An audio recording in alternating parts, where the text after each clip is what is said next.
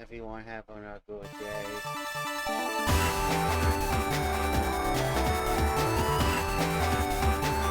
Let me turn that down. I forgot how loud this game is.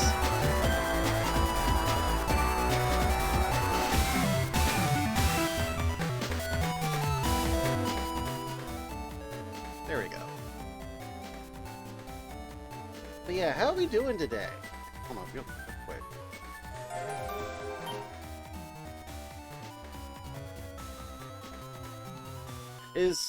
Does the stream look okay, y'all?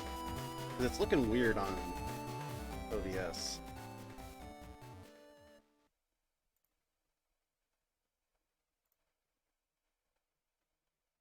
Huh? Apparently it looks fine on OBS. Oh well. But yo, welcome to the stream. I am a huge-ass Megaman fan. Specifically, I'm a real big fan of Megaman Battle Network. And the Legacy Collection came out last month, and I think it's pretty cool. Except for a few things. The online is not as good as I thought it was going to be. It is delay-based netcode. It is hard to find a match, especially on PC, which is what I got. And, well, the times I do get a match, it's not amazing. However, there is a solution. For those of you who do have Legacy Collection on PC, the lovely people at the N1 Grand Prix Discord have made an update to their specially designed emulator called Tango that will actually automatically use the Legacy Collection version of the games to run. Therefore, you can use the newer versions of the ROMs in rollback Netbattling. What is Netbattling, you may ask?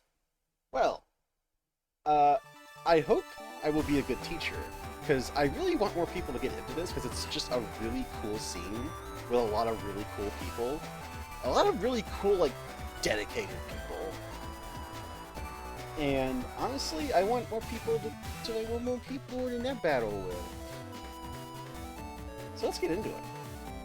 And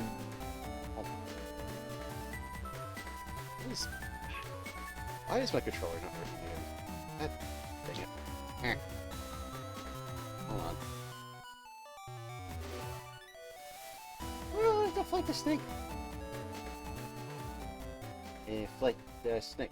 Inflate the snake. Inflate the snake. There we go. Ah.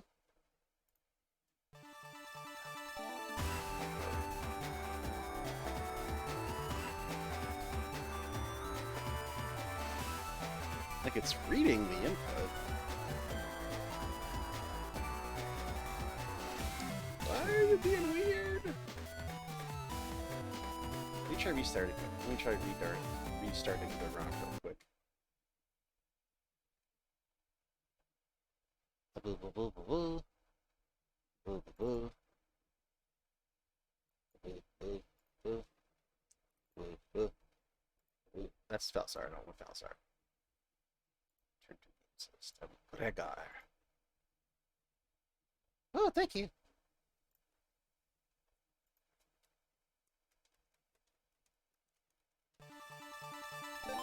Oh, there we go. Okay, cool. So, for those of you who don't know what Megaman Battle Network is, Megaman Battle Network was a series of GBA RPGs released like early 2000s, and it was a sort of expansion on the Mega Man franchise. Mega Man Battle Network takes place in an alternate timeline from the original games, where instead of Dr. Light getting into robotics, he got into software engineering and computer science. And thus, we have this alternate timeline of Mega Man, where instead of, instead of having a robot society, we have We have smartphones with a little friend in them who goes by which is considered a net navy or a net navigator. It's like Siri if Siri was like 100% cooler, and you could like customize them, and you could battle with them. That's what a net navy is. And this is our net navy. This is Megaman EXE. In this universe, Megaman is Siri.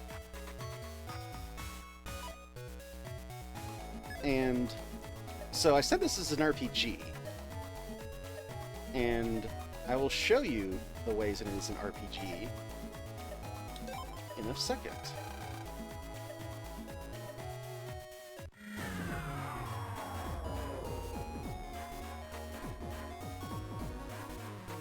Oh, it's a bubble puff. Oh, it's a puff the bubble. There we go. Hold on a sec.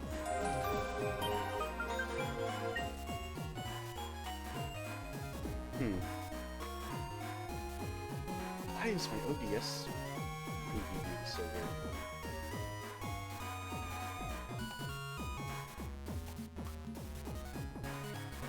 I might not be able to make the bubble fit because my OBS is being weird, and that it's not giving me a proper preview, so I can't actually mess with anything. All I can do is make the bubble appear. What the heck? The bubble should be there, but I just can't. I can't see. It's not updating or anything. What the hell? Hold on.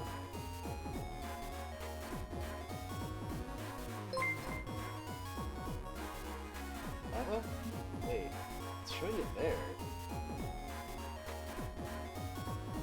What the? Luna Floof, thanks for subscribing. Hello. What the? Okay, I guess this will have to do. I suppose. Maybe? Transition. Transition? Why is he doing this? This is being so weird.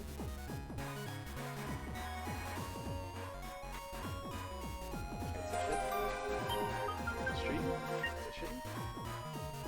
Okay, for whatever reason, Studio Mode just completely broke my stream preview on OBS. I don't know why it did that. And as such, I cannot manipulate the bubble. That's sad. Oh well. I am sorry about that. Anyway, back on topic. So, I mentioned this is an RPG, and I will show you in what ways it is an RPG. Don't mind the dead guy in the house, that's a story thing. So the cool thing, so this is your main character. This is Mr. Lan Hikari. LAN as in local area network because his dad is weird. And this is your computer. And when you hit a button, you do a cool little animation. And you can send your NetNavi into the internet. And now you're in Megaman. Look at him. There he is. He's running around. And while you're on the internet, you can have your Navi go places and talk to people and buy things. This is what the internet looks like, apparently. But you gotta be careful, because when you're running around on the internet, you might run into some unsavory characters. That's it. Don't worry about that dead person over there. They're fine. So occasionally, you might run into what are called viruses. Hello! Where the super information highway is very literal. Yes, these are pretty basic viruses. These are Metars, which if you played the earlier Megamans, you might recognize them. Because they're the little hard hat guys from like the earlier Mega Man games. And they're cute. So, Mega Man Battle Network has a very unique combat system. It's a combination of like a real-time action-based system and a card battle system. So when the battle starts, you draw a hand of battle chips. These are your cards, essentially. And each one of these chips is an attack. And you can send as many as you can manage.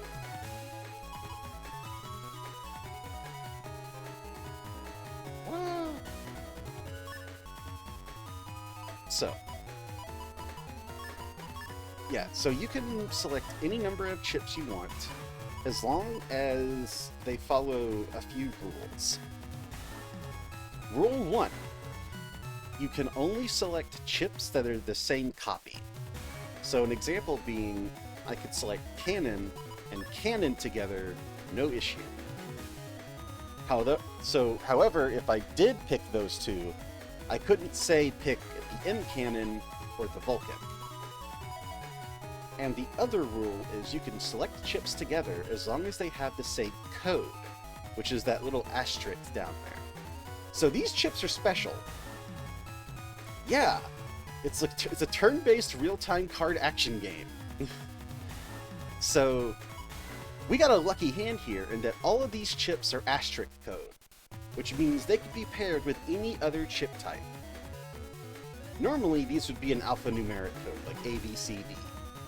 So for example, if say these three chips are D, I could select them together, but if these cards are E, I could not. But we got a lucky hand here, so we can pick all of these. And once you're ready, you hit OK. And the battle begins. So during the battle, you can move freely on this 3x3 grid here.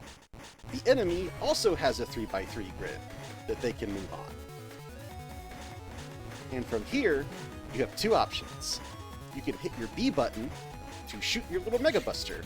It's kind of a pea shooter, it doesn't do much damage, but you always have access to it no matter what.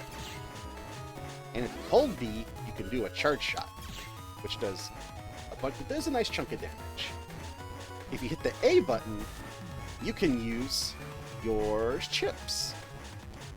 And the cool thing is, if I time it just right, if you use a chip when an enemy is just about to attack, you perform a counter hit. And what this means is this puts you in a state where your next battle chip will do twice as much damage. See the ×2 down there? And once you've defeated all the enemies, then you're done. And you get a reward based on how well you did.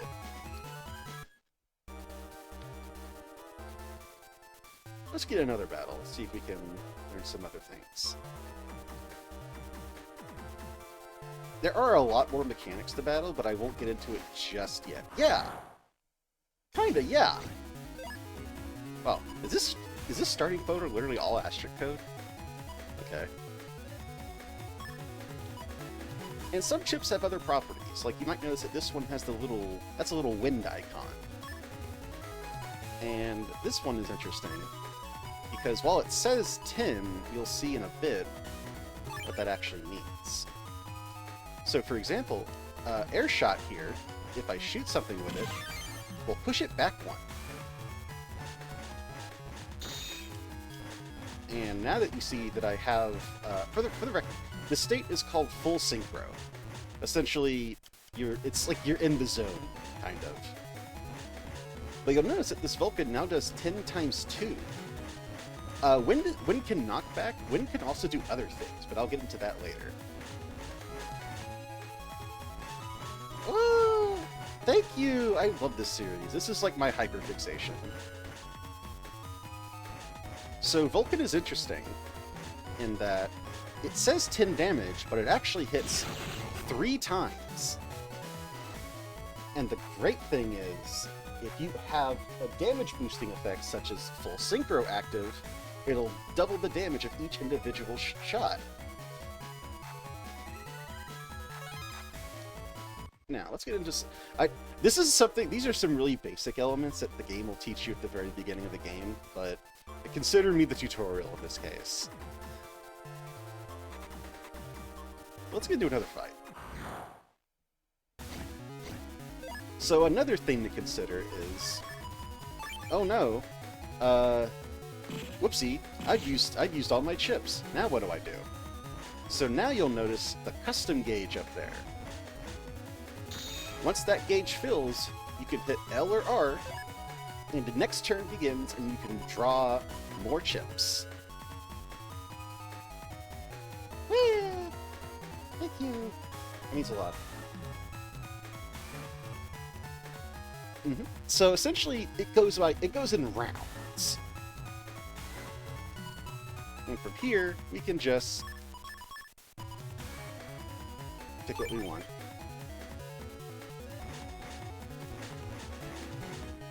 And we'll go ahead and finish this. So those... Oh, yes! So that last one was a spreader. A spreader chip, once it hits a target, will then hit the other panels around that target as well. And there's other things that chips can do, like mess with panels. They can also do other types of things. What is in this folder? So, now that we're here, let's look at our chip folder. So your chip folder is essentially your deck. Your deck can have 30 cards. And it is... Oh, this is literally an entire asterisk folder. Okay. Is this one asterisk too? Yeah, it's literally all asterisk.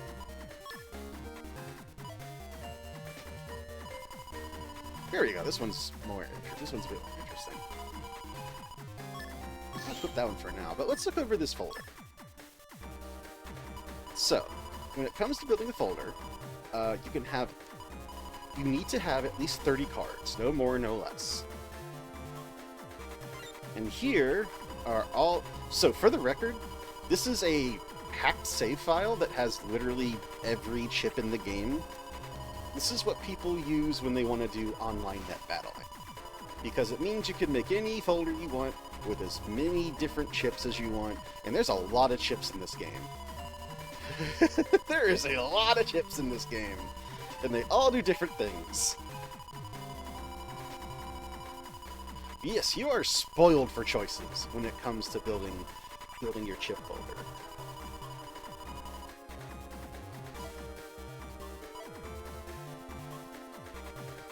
But yeah, you know what? Let's go ahead and start building our folder.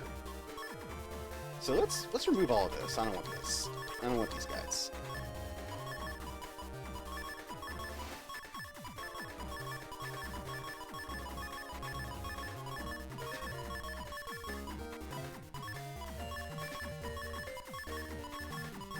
Like, these chips are okay for, like, playing the game, but if you want to go online... Yeah, I remember those things! I remember, this circle. Are you talking about the, like, the fire and the lightning here?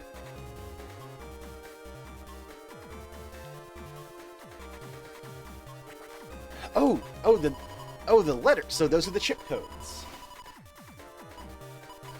So once we get past the asterisk code here, you'll see that they come in letters. C, Y, W, B. It's off the alphabet. It's alphanumeric.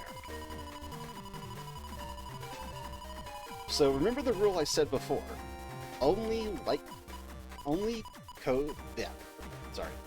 chips with the same letter code can be selected with each other in the custom screen, which is your hand.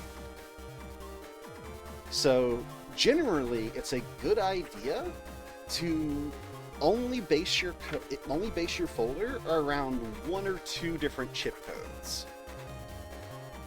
Asterisk codes can be used as much as you want because they can pair with any chip code. Speaking of, here are some interesting staple chips that we can look into.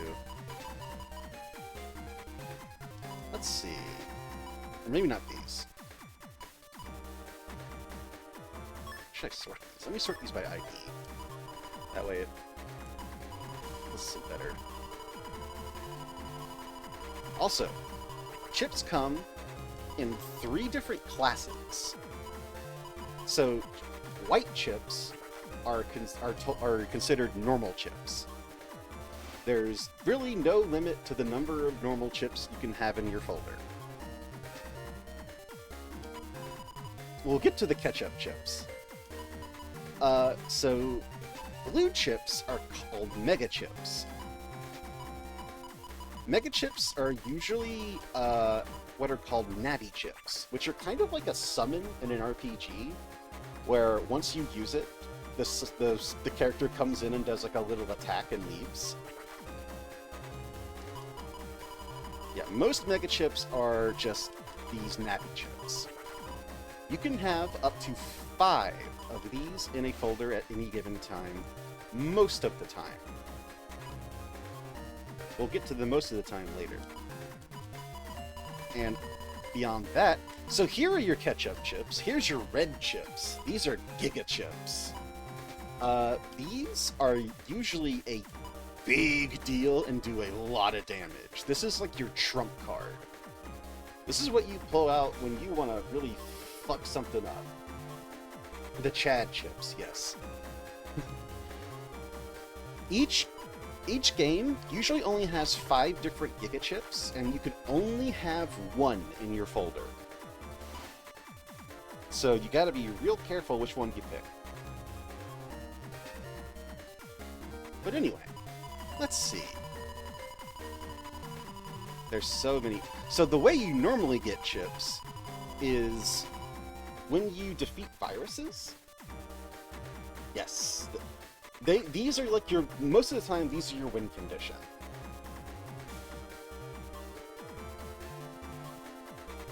Like, your folder is usually based around setting up your Giga chip. So normally, you get these chips from defeating viruses, or finding little mystery data on the net, which are those little diamond-looking things. Those are like treasure chests. And essentially, each virus in the game has their own corresponding chip that does different things. For example, Bubble Star here is a very...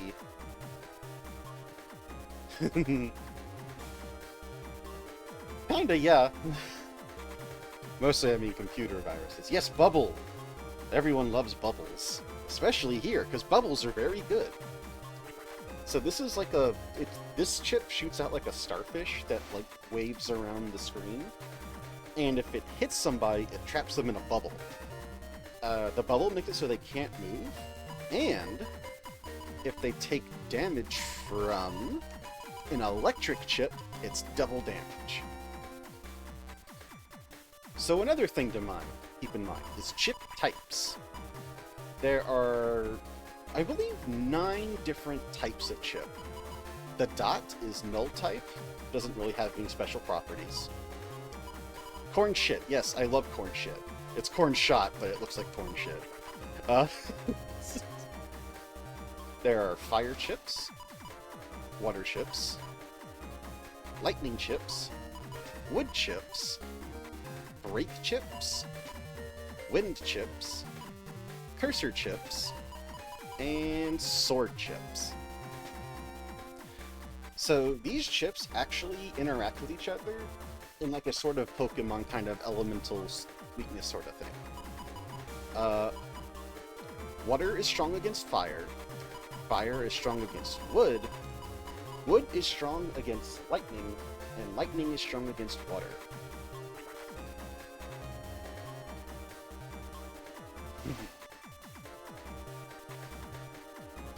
Yes, there is like one, yep, grass seed, touch grass. Grass seed makes all the panels grass, which has specific properties if things line up certain ways. So actually, let's quit folder generation for now, because I want to teach you a few more. Yeah, it's building a trading card game deck. And just like building a trading card game deck, you really want to have a win condition in mind. What is your deck made to do? How does your deck win the game? But for now, let's actually get another battle, because there are some other core mechanics that I want to teach you now that we've learned more about chips. Yeah, exactly. That's exactly how it works. And terrain comes into play when you use these. So this is a special mechanic unique to this game called Navicross. Navicross lets you essentially merge with another Navi's data to gain traits of that Navi. So here we have Heatman, Electman, Slashman, Eraseman, and Chargeman. Some of these you might recognize from the original Megaman game. Electman's definitely like one of the original bosses. A lot of the enemy Navis are based on like robot masters from the original Mega Man games, and it's kind of cute, to be honest.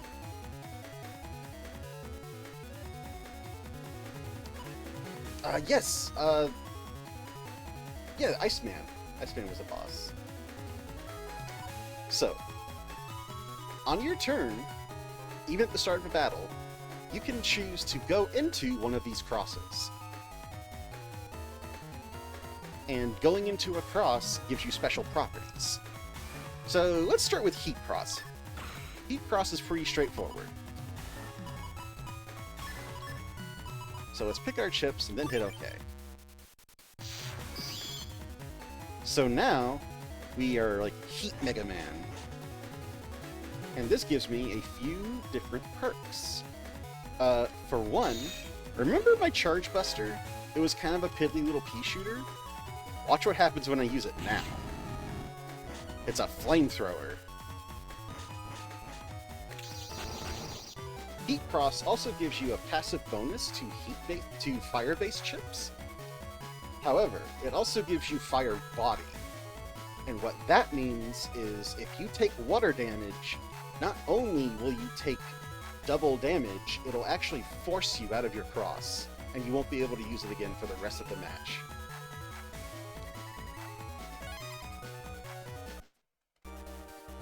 Let's look at another cross. Because both versions get 5 different crosses.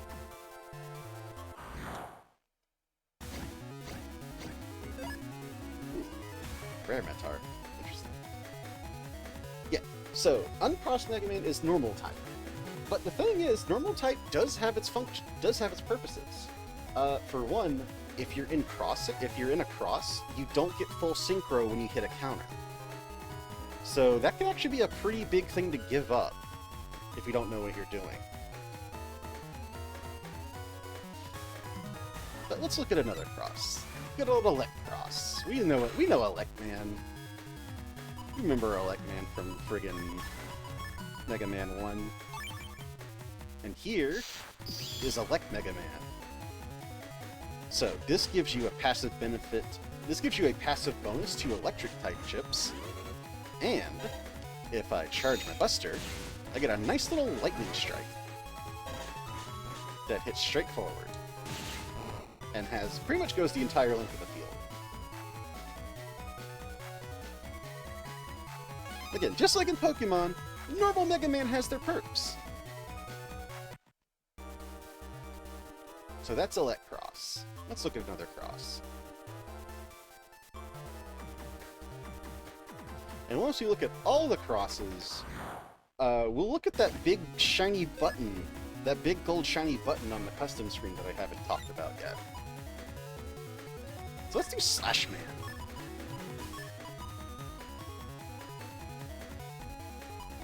Hey buddy, how you doing?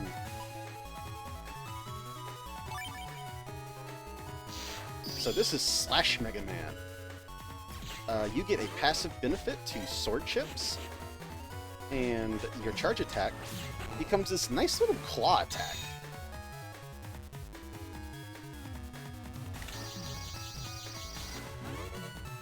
However, there's a downside in that it has limited range, but it does a lot of damage. Let's hit him with one of these.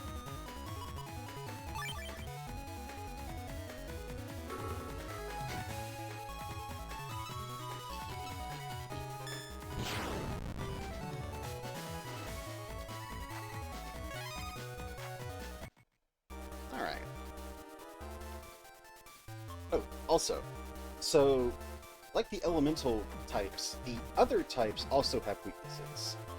Specifically,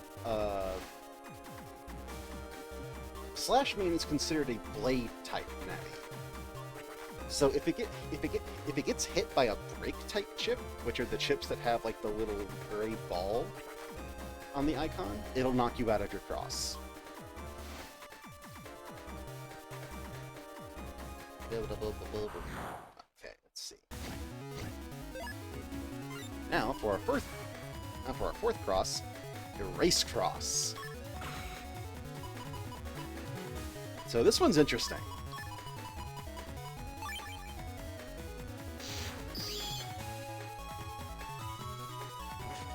So this one I'm a little less unfamiliar with. But it has a very good charge attack. You get I-beams. Yes, exactly, Queen. Break beats sword, because having a broken sword sucks.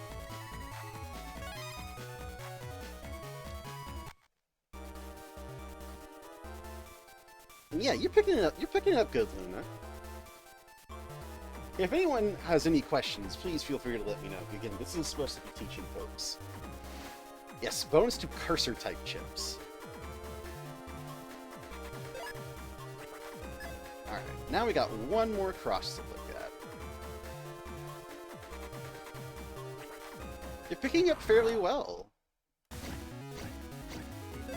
So finally, we have Charge Cross. Which is, you turn into a fucking train. Choo-choo motherfucker. So, Charge Man is considered a flame type Navi, so you get, yes, Charles the Tank Engine. Or Thomas the Tank Engine here, yeah.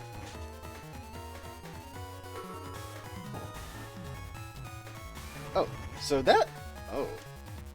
So that little Metar back there used an interesting thing. It had a chip on it. And what that chip did was it made it briefly invincible for a few minutes. Blech. Oh, this is... So, the thing with Charge Cross is it has this cool little shoulder tackle that is your charge attack. That's also a thing with Erase Cross. So, purple tiles are poison. If you stand on them, you'll notice that your health will constantly tick down. And that isn't great. You typically don't want to be on poison panels. Also, another nifty little quirk about Erase Cross. I believe if you hit an enemy with a chip, and their health total has a 4 in it, it'll do weird things. So specifically, it's this virus. It's like a super strong version of the virus I fought earlier. But also, so one thing you might notice now that we're in round 2 of the fight, I have an extra chip here. Yes, 4 in Japanese 4 means death. But you might notice that I have an extra chip here in my hand. Normally I only start with 5, but here I have 6. That's because Charge Man's Cross has a special ability where every turn you get a new chip in your hand, up to an extra 3. You can have up to 8, yes! The idea being that, you know, you're a train, so you're building up steam. And of course, once you're in a cross, you can also switch to another cross if you feel like it. However, doing so will lock out the cross you switched from for the rest of the match. So be careful when you do it. Ask yourself if you want to give up those benefits. Anyway, let's get rid of this fucker, because he's annoying.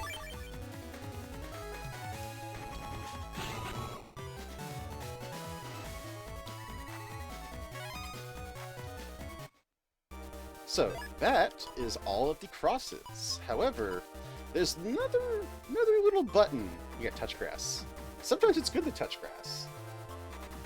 Some Navi crosses have grass body, which means you actually slowly heal on. Whoa! Hello there. Yeah, some Navi crosses actually have wood body, which means that you heal on top of grass panels. Very slowly, but it counts. So, let's see. Let me heal myself.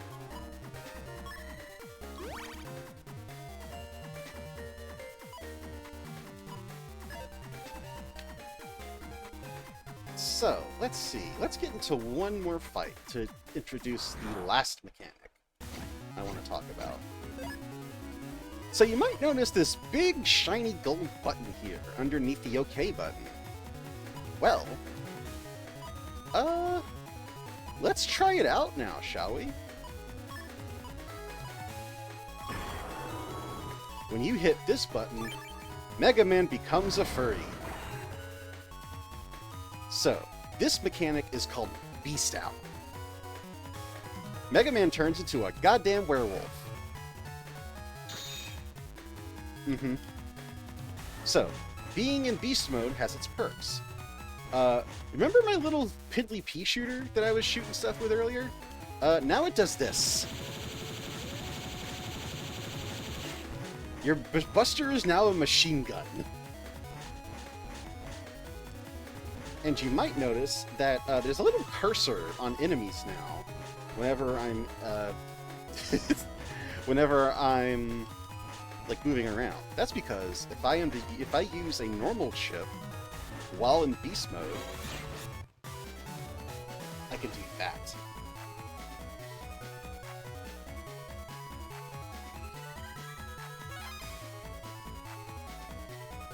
So specifically there, I actually kind of messed up a little bit. So normally, what the cursor does is it'll move Mega Man into the optimal range to use that chip if you tap the chip button. However, let's get another battle. Because there's still more of Beast Up that I want to show off.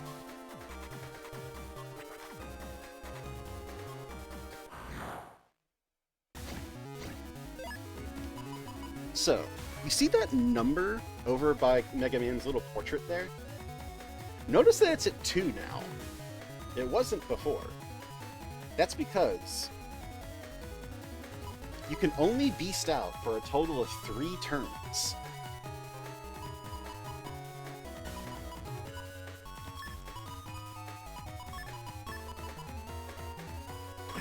And once you run out of those turns, you will revert back to normal Mega Man.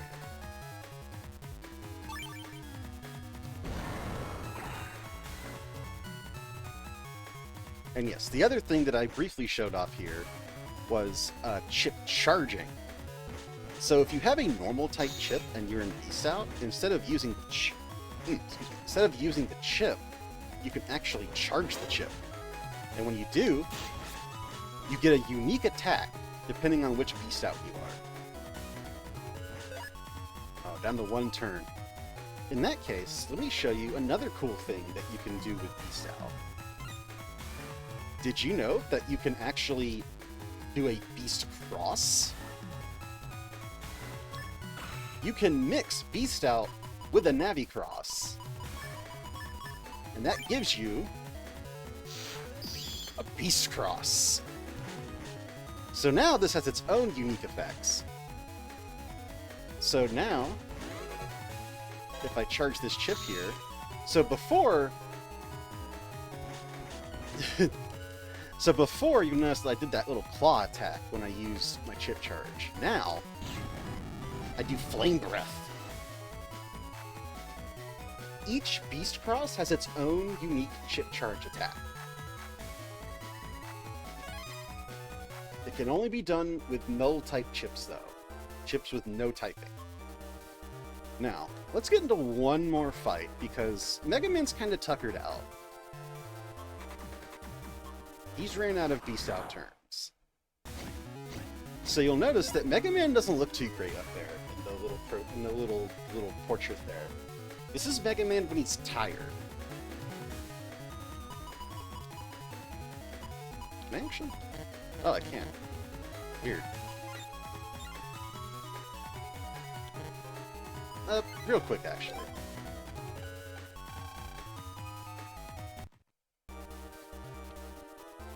Let me jack out for now, because I want to show something off.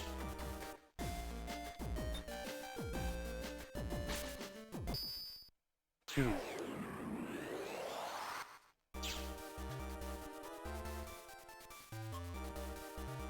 This refreshes our Beast Out turns. Because there is another mechanic with Beast Out that I want to show off. So, tired Megaman means one thing. So let's Beast Out. Let's go ahead and Beast Out a bit. And this time, I want to run it out in battle, because then we'll see what happens when that when that occurs.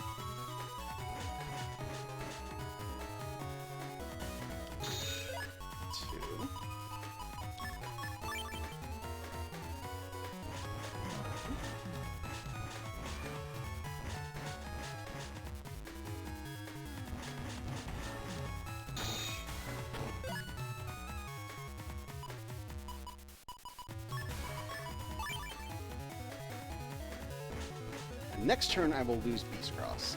Also, another thing. See how these panels are cracked? If you walk on a cracked panel, it becomes a hole, and you cannot move on a hole. But on the upside, holes will also block some types of attacks. So now you'll notice that if I go into go into my custom screen here, Mega Man leaves Beast Cross, and he's left at 0 turns, and now he's tired. However, in this case, you might notice that the Beast Out icon is still lit. That's because you can still Beast Out when you have 0 turns left and Mega Man is tired. Let's see what happens when we do that. Oh.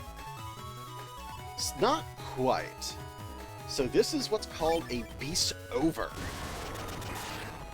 Mega Man is invincible, and I am not controlling him right now. Literally, he is doing this all by himself.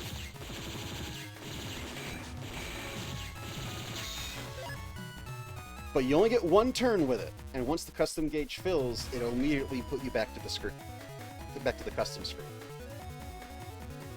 However, now Mega Man's really not looking good. Mega Man is exhausted. What this means is, for one, you might notice that I can't use crosses anymore. And I can't Beast Out. That's unfortunate. Let's see what happens when we get into battle. Oh no! Oh, my health! Mega Man is eepy, and it's really bad. Your health just starts immediately hemorrhaging. Beast Over is something that you want to do only as a last resort. If it's you use it in a you got nothing else to lose situation, you know? Because after that turn, Mega Man is just not feeling great. He starts hemorrhaging health, his buster damage gets lowered to 1. Not a good time.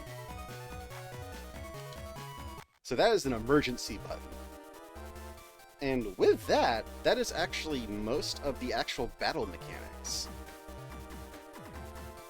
So, we looked at chips. You looked at what some of them do. Let's look at another aspect of Mega Man that we can customize. So this here is a very special little...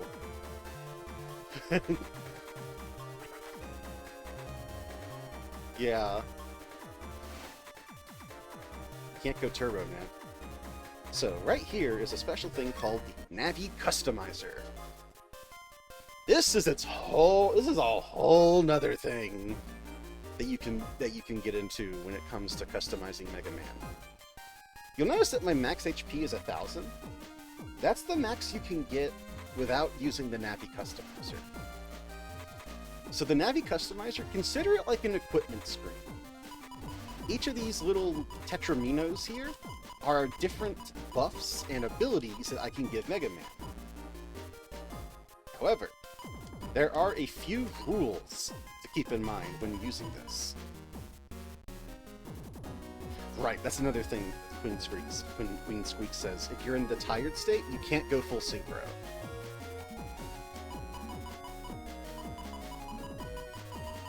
So let's look at the Navi Customizer. It's a Resi 4 inventory, complete with the little Tetraminos that you gotta move around.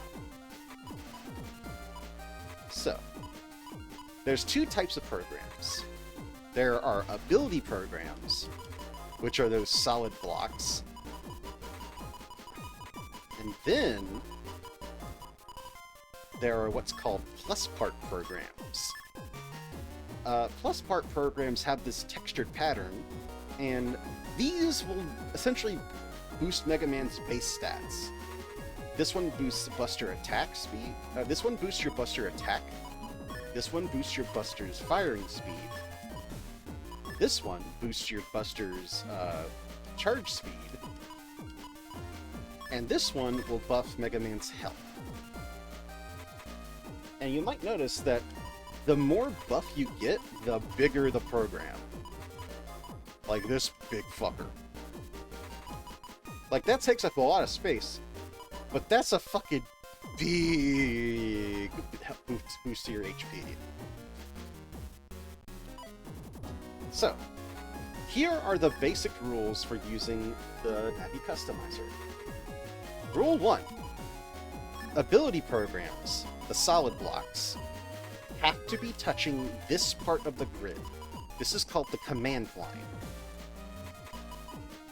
A ability program will not activate if it is not on the command line. Rule number 2. Programs of the same color cannot touch each other.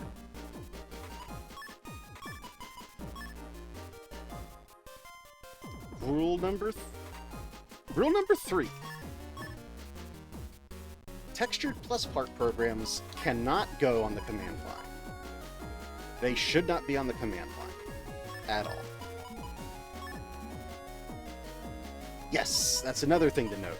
You can only have 4 different colors of parts on your Navi Customizer. If you have more than that, then bad things happen. Let's see there. Oh no, yeah. And I believe this is the final rule. So you might notice... Well, you might not notice. So did you know that there's actually way more space on this grid than you think there is? That's because the outer parts of the grid can be used to place programs. However, doing so is not a good idea. Because, technically speaking, you can ignore all of these rules. You don't have to follow any of them, except for putting these programs on the command line, otherwise they just won't activate. It's not a good idea. It's not a good idea to do that, because if you do that, just like any other program, just like any other program when you don't follow the programming rules, Mega Man will get bugs. And these can do a whole bunch of nasty things. So let's look over here.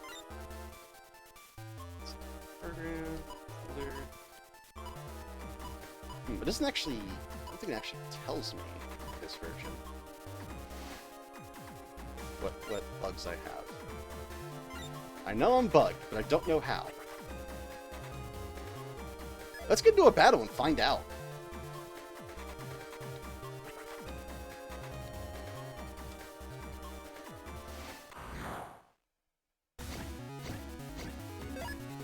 Oh, yep, there it is. So when Mega Man's icon is flashing like that, that means you have a bug. The type of bug you get depends on the type of program that you misplaced. And you'll notice my health is slowly ticking down. That's not great. That's not a good thing to have. That's because I bugged an HP program, which caused an HP bug. So yeah, that's interesting.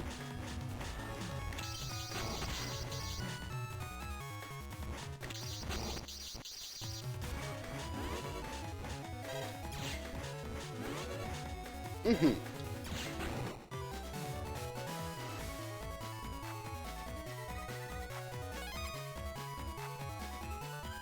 And here's the thing. When it comes to building your Navi Customizer, some bugs are actually beneficial. Like, let's see if I can get a particular bug. So, I don't know if it does that. Let me check. So, let me bug my attack program instead of my HP.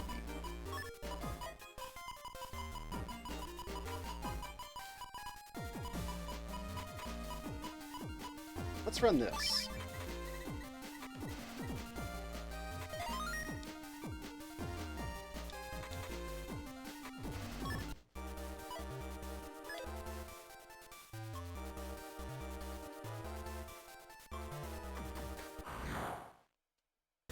Alright, we're gonna fight. Let's pick some chips. Still bugged. Now, let me try shoot my Mega Buster.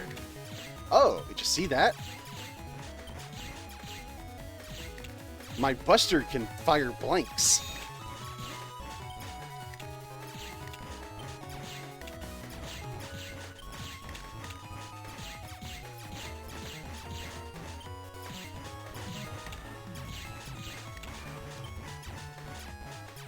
So this is also a thing you typically don't want happening.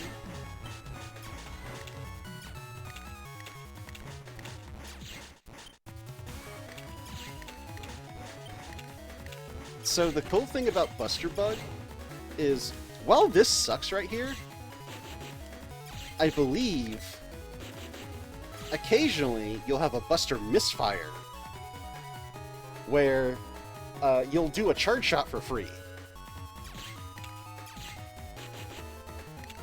Because you notice that, like, it shot from, like, 40 HP to 20 there? Yep, there it is.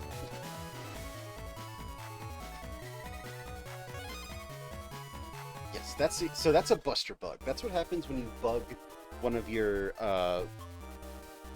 Navi's Buster programs.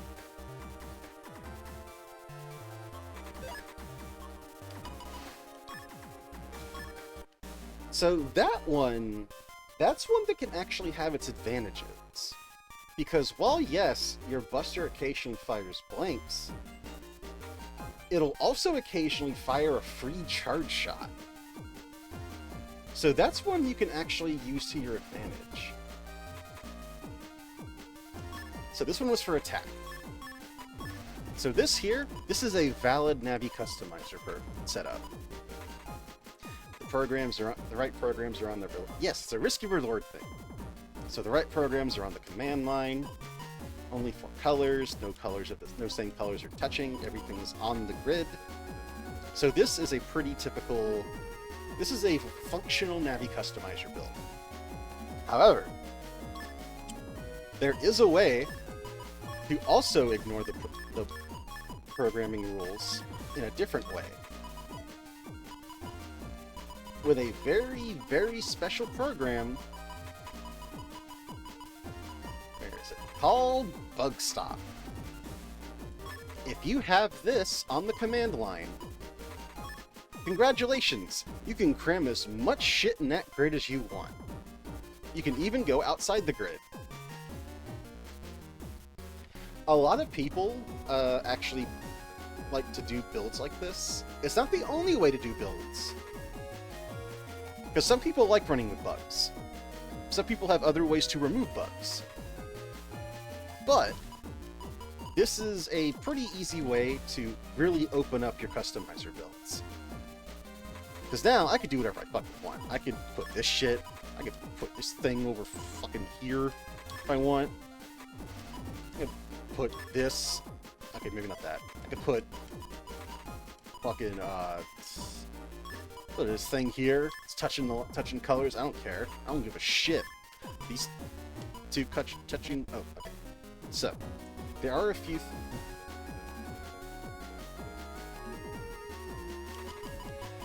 Yeah, because it's a big deal. Let's see that one.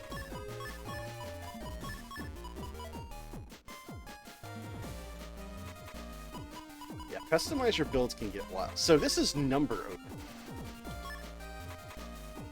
Number open lets you choose 10 chips on your custom screen.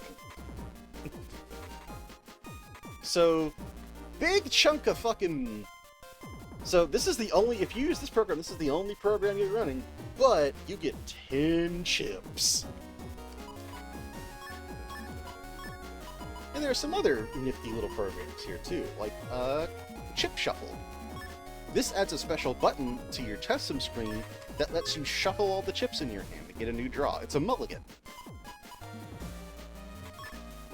Also a big program. So I don't particularly like to run it, but Air Shoes is also a very important program, especially for doing online net battles. So what Air Shoes does is this lets you walk over panels with holes in them. You can just walk right over them. You don't care. And there's also its cousin program, Float Shoe. So Float Shoe won't protect you from holes, but you won't be affected by any panel effects. This means you can actually walk over cracked panels and not break them. So so in some cases you can actually remove the use of float shoes or air shoes by just being careful with float shoes. Yes, a lot of viruses actually also have an elemental type. So like if you hit a fire virus with a water chip, it's going to do a lot of damage.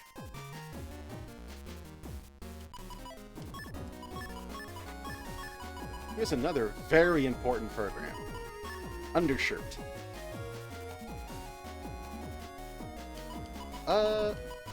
So this attracts specific viruses.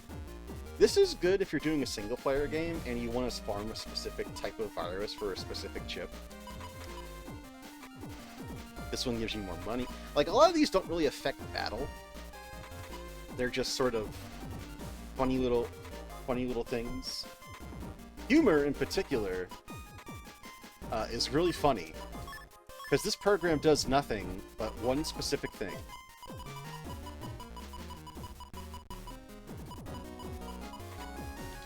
So let's run.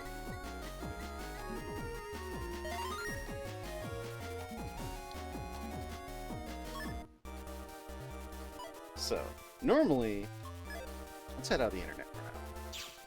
So normally, if you hit the L button on your controller, Megaman will talk to you, and he'll actually give you information on like what to do next. However, if you have the humor program installed, it makes Megaman tell dumb jokes.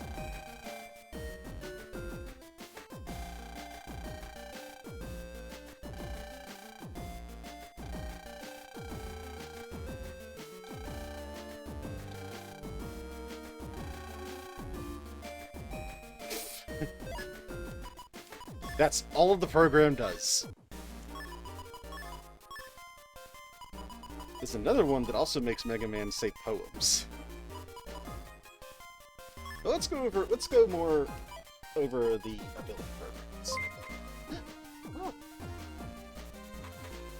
Ozzy, thanks for following my channel. Such a good bean.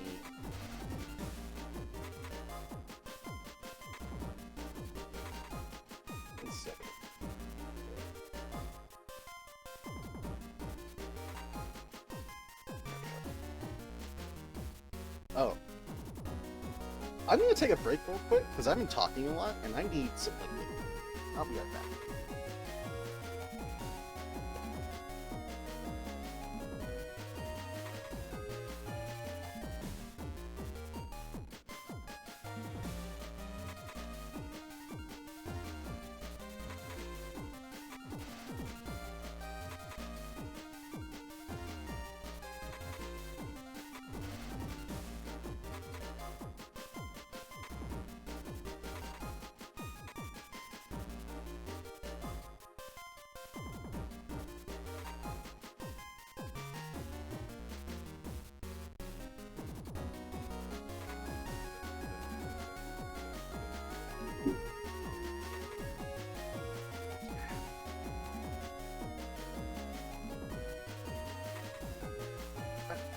There we go. Rip it, baby.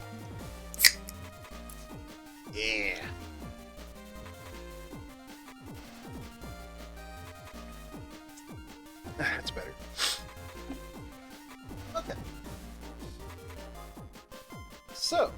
there is a very unique bug that you can only do with the humor and poem programs.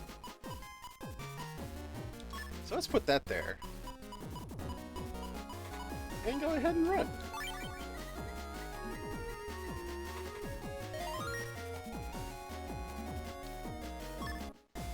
Let's send Megaman back into the internet. Do our cool little pose.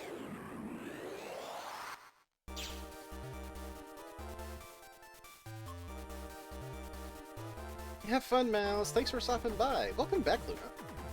So I'm about to show off another interesting bug that happens when you bug the humor program.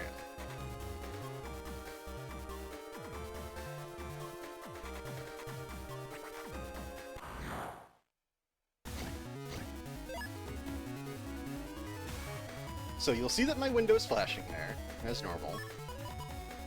But when we actually get into battle... what? You see that it's constantly changing. So this is called a motion bug. This makes it so Mega Man's emotions constantly swap between tired, normal, angry, and full synchro. Angry being an emotion we haven't talked about yet.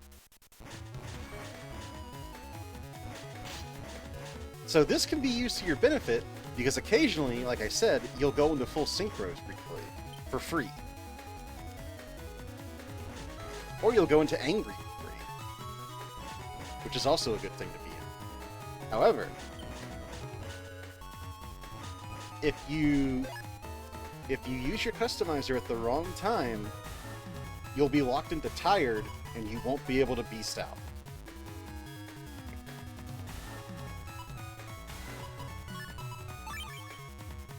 So it definitely has its pros and its cons.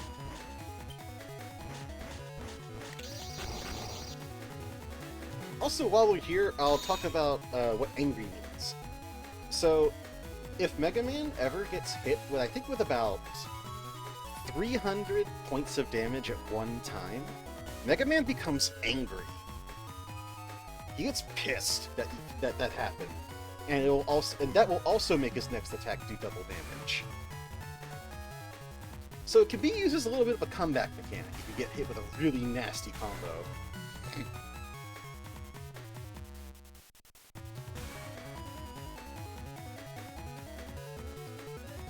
Indeed. People... Kinda, yeah, I suppose. Yeah, people who use Emotion Bug are built different, but more power to them, I guess.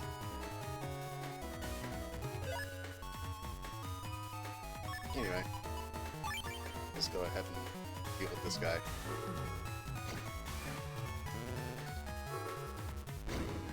Oh, I only have one. Oh well.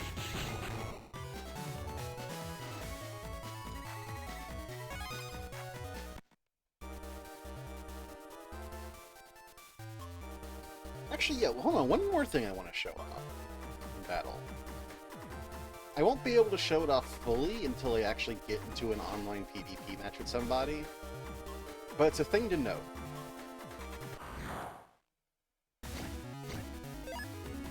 Here we go. So you notice how sometimes when I use chips, the screen dims and time freezes?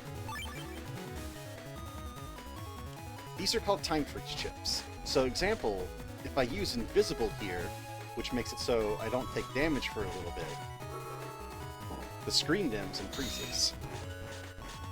Now, the reason that's important is because when you're in online battles, your opponent can do this too. Like, they have chips that can also dim the screen.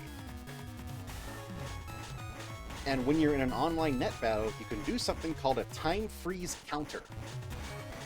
So if someone activated their time freezing chip, and you have one available to you, you can essentially interrupt it and have yours activate first. An example being, let's say someone's about to use a really nasty Navi chip that freezes the screen. if I have invis on me, and I pop mine during the time freeze, I can have my invis go off before his attack and take no damage. So it's kind of like it's playing a trap card a bit in like maybe like Magic or Yu-Gi-Oh.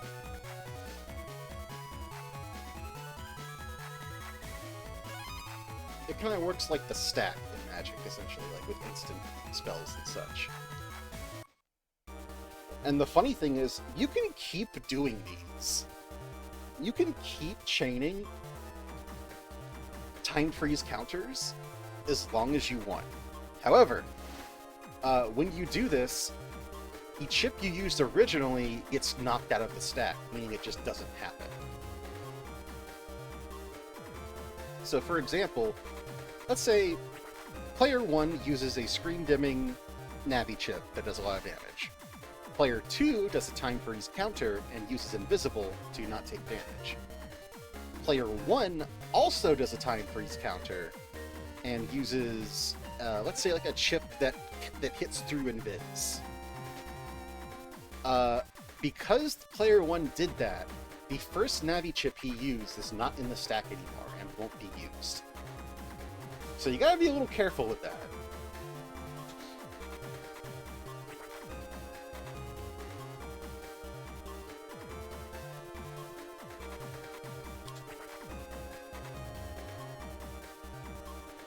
It's a really interesting mechanic, especially some of the chip types that you have access to. So with that said, let's actually finally get to folder building. Now that we know a lot of the core mechanics.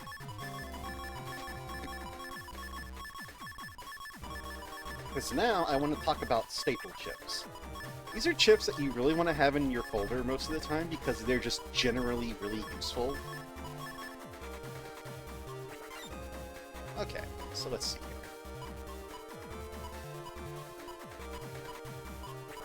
First of all,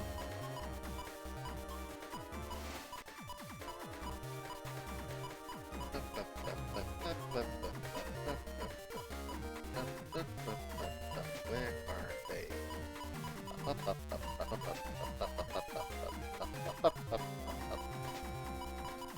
Recovery.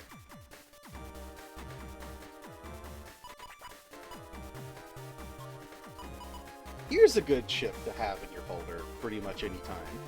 The Sanctuary chip. This chip turns all of your panels into what are called holy panels. And holy panels, what they do is if you're standing on them, you take half damage. Very, very helpful. Though it comes in a weird-ass code. It comes in Z code. So it's kind of hard to pair it with other things. Yes, the Holy Pan. Holy Pan! Yeah, half damage and super armor. It's really good. So, sometimes it's a good idea to decide if you want Sanctuary or if you just want Holy Panel 1. Because this comes in asterisk code, so you can pair it with anything. So you can have your own little safe spot on your field. So yeah, let's put a few of these in here. And if you're running an air shoes build, a really mean thing to do to someone is use Geddon. So Geddon breaks every empty panel on the field. Turns them into holes. You can't move on them. Unless you have air shoes. So you can fly around and do whatever you want, while your opponent is stuck on a single panel just with his thumb up his ass. This necessarily isn't a staple, but some folders really make good use of it. These can also be really funny. So this is Coming Road and Going Road. It makes a conveyor belt.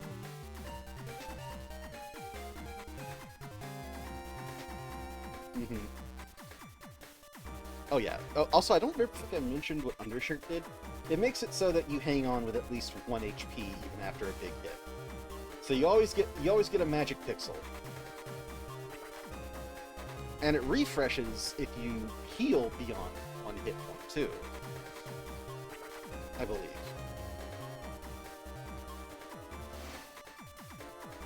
But yeah, so here's Coming Road and Going Road.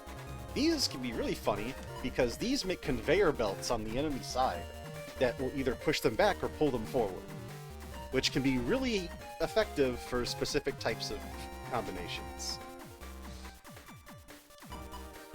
Slow gauge. This will slow down the custom gauge, because when you're in an online battle, as soon as the custom gauge fills, it immediately opens. So the custom gauge is essentially the round timer. So chips like these are really helpful because they let you control the pace of the game. Full cust in particular can really be nice, because this one just immediately ends the round.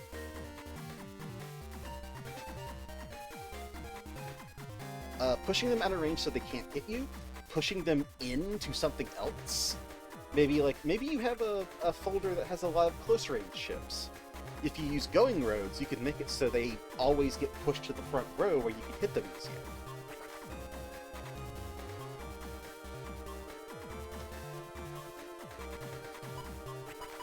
So typically there are kind of better chips for that, but we'll get to those later. So yeah, the gauge chips can really control the pace of a battle. Full cust is typically a good thing to have now. Alright, so another thing to note. You'll notice that these chips have megabytes on them. They have sizes. A chip's size determines two things. One, it determines how many copies of that chip you can have. Chips with higher megabytes mean that you can have fewer and fewer copies of it. However, another thing megabytes let you do is they let you set something called a regular chip. So for example, let's say you want to have Holy Panel as our regular chip. How do I do it again? Right, okay. So how it works is we choose a chip that we want to be our regular chip. It could be any chip as long as it's under 50 megabytes. Because that number on your folder there is your regular memory. So yeah, Holy Panel. So what a regular chip means is at the start of battle, this chip will always be in your opening hand. No matter what. Now once we get some more chips in here, I'll show you some other things. Oh! Here's an interesting chip for if you're running a bugged build in your customizer. This lets you just repair and remove all the bugs. However, you'll notice that it is 62 megabytes, and the most regular memory you can have is 50. Oh, I have to fight the snake. Hold on. There we go. There we go. Let's swallow your snake now. Ah.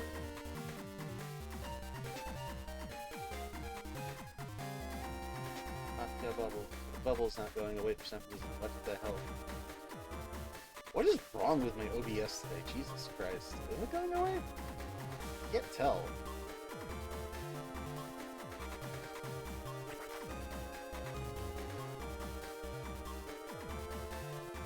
Yes.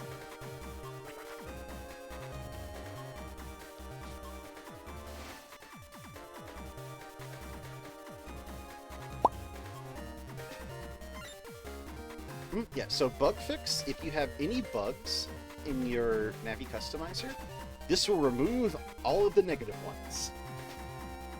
So you'll be able to run with a clean customizer build, even if you completely fucked it up. Bunch saying hello! I'm being a Battle Network nerd. I hope you like that, because it's happened.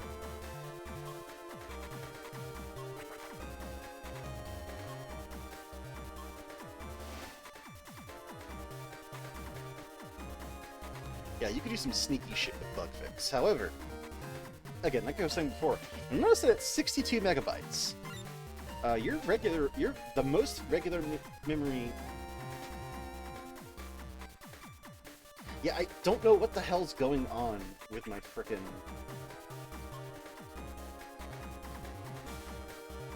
I don't know what the hell's going on with my OBS today. It is like barely functional and holding together.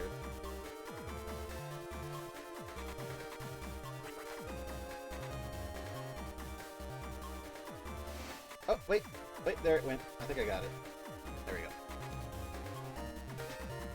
So, how bug fix is meant to be used is you make a busted-ass, buggy customizer build, and then you fix it with a bug fix. But since your folder megabyte limit is 50, you can't set it as a regular chip. So you kind of have to hope you draw it soon. Otherwise, you're going to be in for a bad time. A very bad time.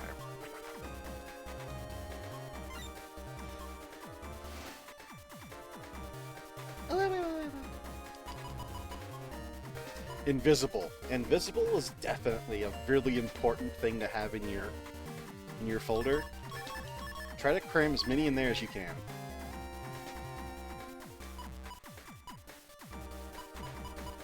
Barriers are sometimes nice to have, but not necessary.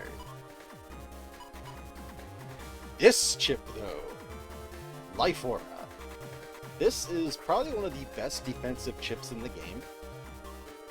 So how Life Aura works is, once you activate it, any attacks that are under 200 damage do not hurt you, and it won't get rid of the barrier. In order to break it, you have to hit it with something over 200 damage. 200 damage or above.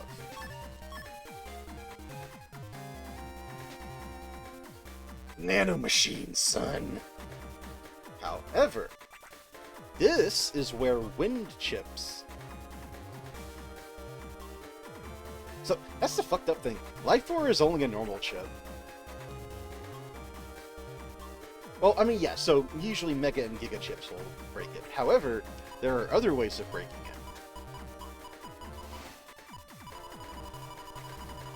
Oh, hello!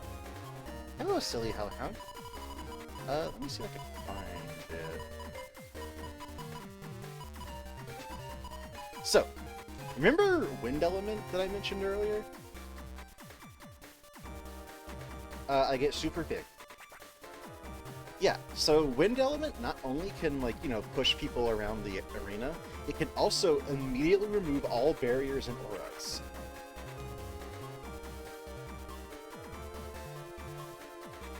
Without needing to... doesn't even do damage. Like, doesn't even... it doesn't even need to hit. Like, you just blow it away. So it is a hard counter to anyone using Life Aura. There's a particular chip in here that is perfect for it. I'm going to find. Where is it? Where is Windrack? Because it's at these. Actually. Oh, there we go. Windrack, here it is. So yeah, this chip right here, this is the... Whoa, you should do that. It's fucking great. This is... So, with this stream, I'm essentially just kind of, like, doing a tutorial, in a way, because I want to get back into online net battling with 6. Because the Legacy Collections online is not good. Unfortunately. So I'm running over some of the basics.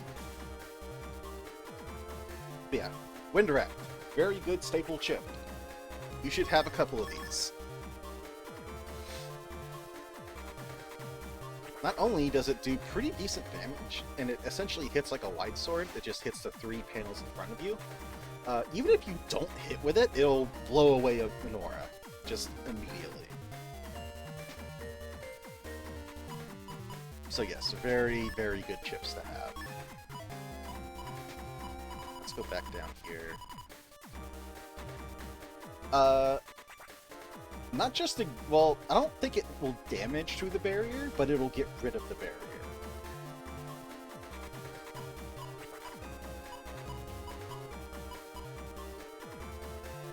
Oh no, I'm sorry. That's weird.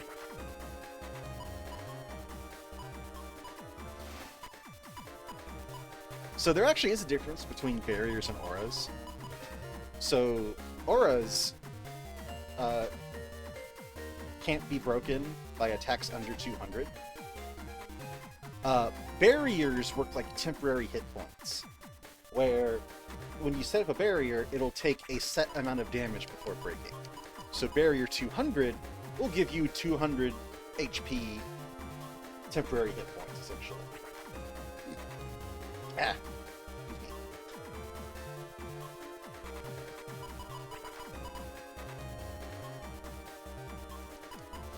Oh, hypnoize. 1 second. Ooh.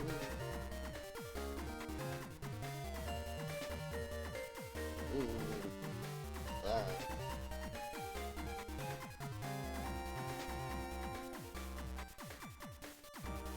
Yes, Tengu Cross is very dangerous in the other version, because it just gets a free wind rack on its charge shot. So, now let's get into trap chips. These are fun. These are screen freezing chips that will retaliate when opponents do specific things. Anti-damage being the most general use one. So how anti-damage works is once you use it, it'll set a trap. It's a Yu-Gi-Oh trap. It is literally a Yu-Gi-Oh trap. You use the chip, it sets the trap on you, and once it triggers, it'll activate its effect. For example, anti-damage. So how anti-damage works is you'll set it up on yourself. If you take any significant HP damage, you will disappear, appear above them, and throw a shuriken at them. You essentially do like the Naruto log jutsu thing. Where you just kind of, that wasn't me, and I'm like throwing a shuriken at you now. And it does 100 damage. They do, yes. They will appear under your opponent as like question marks. However, there are certain chips that can actually break through trap chips. And we'll get to those a little bit later.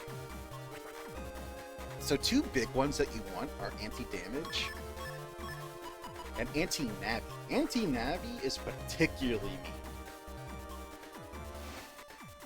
Because what anti-navi does is if someone uses a navi chip and you have anti-navi active, you will steal their chip and use it against them.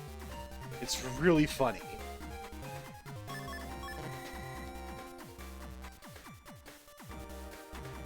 And remember, these are time freeze chips.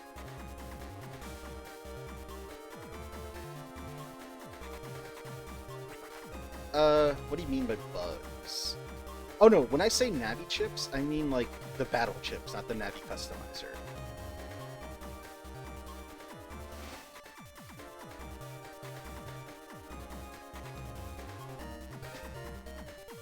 So yeah, a thing to keep in mind is these are time freeze chips, so you can actually use these in response to someone else's chip. So instead of using invis in response to a Navi chip, what if you used anti-Navi and just immediately just fucking spin it around on them? That's the kind of mean shit you can do with trap chips. There's also anti-sword and anti-recover, which is kind of eh. Anti-recover is funny, but not enough people really use anti-recover to really get the most out of it. Or not enough people use recovery chips to really get the most out of it. What anti-recover does is if an opponent uses a recovery chip, it'll deal the damage they were supposed to heal to them and put a poison panel under them. It's really funny.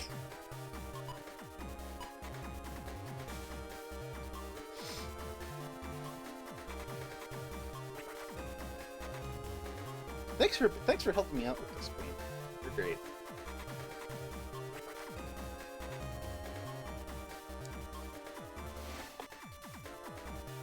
But, well, the thing is, people occasionally do. But it's not worth putting anti-recovery in your chip, in your folder, for the occasional person who uses recovery. So this chip is fucking mean. This is uninstall. So this is a chip that actually gets added to an attack that you pick it with. And if you shoot someone with this, it'll disable every ability program on their command line. Float shoes, gone. Air shoes, gone. Super armor, gone. I think the only thing it'll keep is undershirt.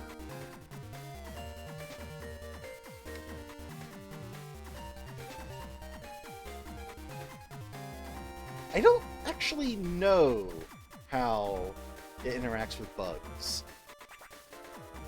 Keep in mind, this will not remove plus part programs, so this won't like lower their health or their buster damage. It's just solid programs. But that's still really debilitating.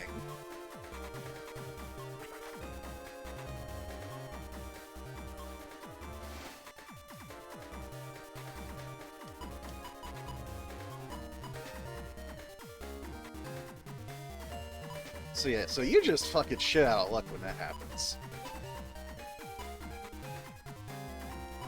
Ah, right. Where are they?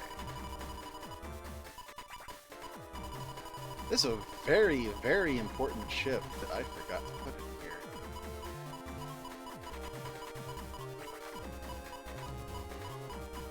Where is it? Hold on, let me alphabetical.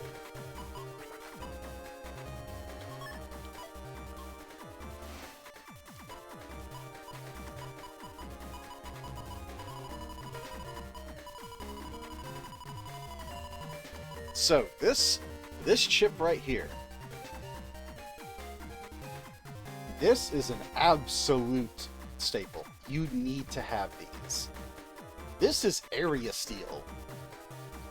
So remember how both opponents have a 3x3 grid to work with? That can change. If you use area grab, it'll steal the opponent's front row and give it to you, giving them less room to move around in and you more. And you can keep using these.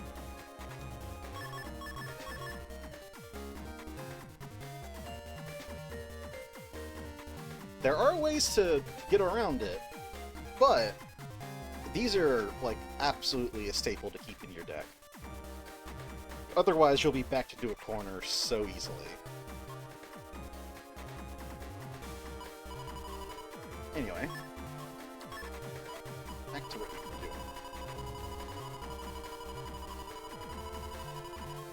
doing. I think you can actually use 3, because if an opponent is standing on a panel, it won't capture it.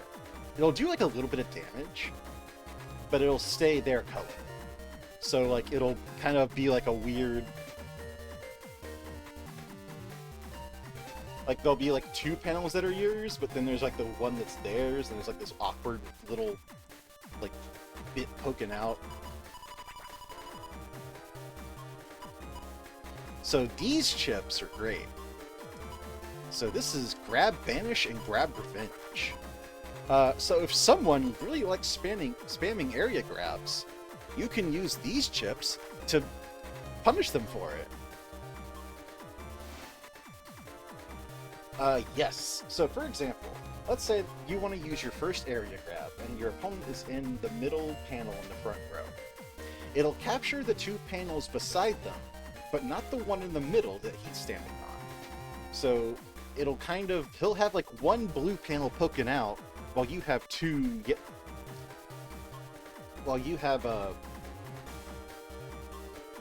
2 red poking out. Whoa, there's something in the stick again.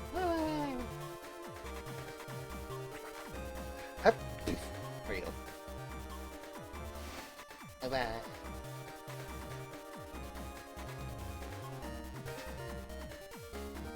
So yeah, so grab banish and grab revenge. Oh, hold on.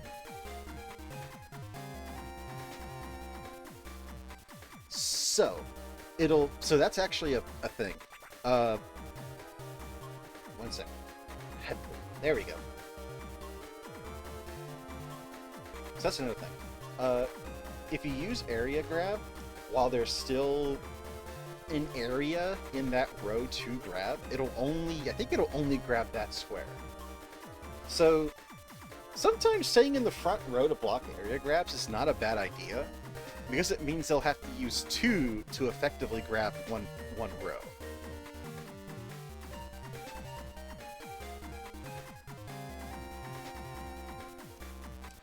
You can also use these occasionally, which are kind of nice. This just captures 1 square. This is not a whole row. So you can do some like weird stuff with these. But then there's grab banish and grab revenge, which not only reclaims your panels, it punishes the opponent for all of the panels they claim and pushes them to the back row. This chip is also nice because this is the opposite of Yedden in that it completely sets the whole field back to normal. No holes, no weird panels, just completely back to normal.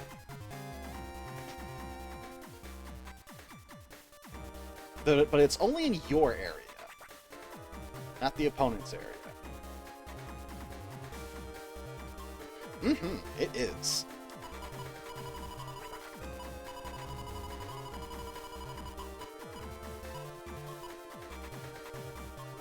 There's also these chips, which are interesting. It's a neutral reset. So this is color point and double point. What these chips let you do is you can actually sacrifice your own panels on your side to give a buff to your next attack for each panel taken. So double point, if you use it, you'll get plus 60 on your next chip attack. However, you'll essentially be giving 3 panels to the opponent, giving yourself less space. So it's definitely risk-reward.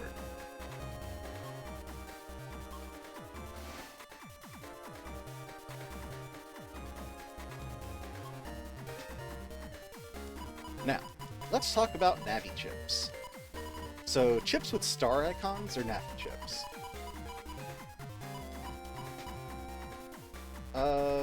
It'll essentially just reset the field back to neutral.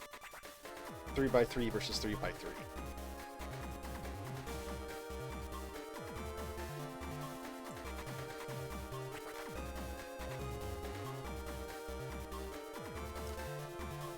I don't believe they count as stolen if they want to use that against you.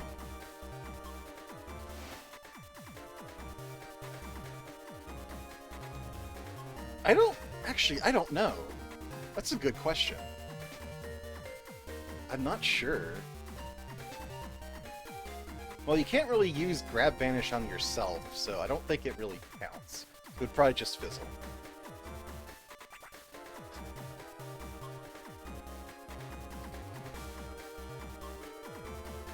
Or, I don't know, actually. That's a good question.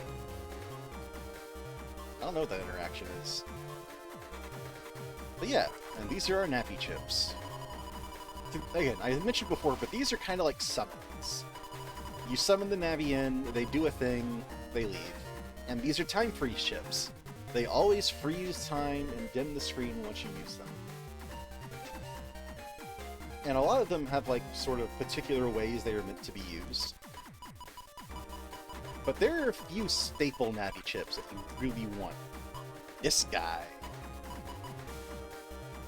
Judgment.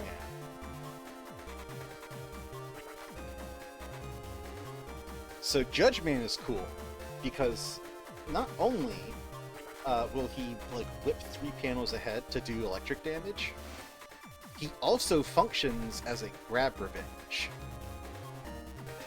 He will get panels back for you and punish the opponent. So it's kind of 2 in 1.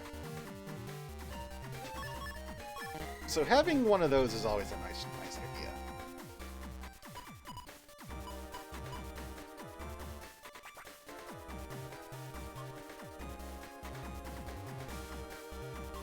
So this is Element Man. So how Element Man works is once you use him, he'll cycle through the various chip elements, and you hit A on the element you want, and then he'll use it. This is really good for knocking people out of their crossings, because it can essentially be any element you want at any given time. So always nice to have that guy. Where's my other boy? Where is he? A Race Man. So this guy is a big staple mega chip.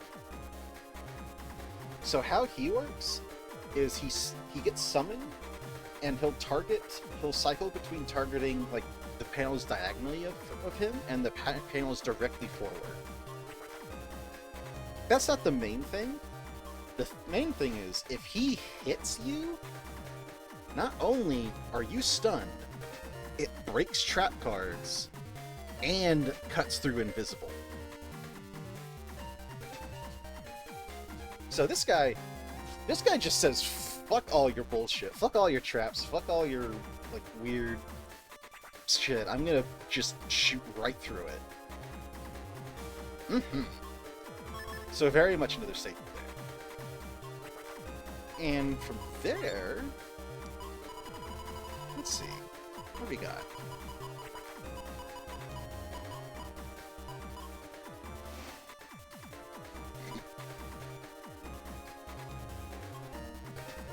Yeah, if you're not directly diagonally of him, then you're fine. Just don't be ahead of him. So, hey Queen, any big staple chips that I might be missing here, or do you think we got a good baseline to start here?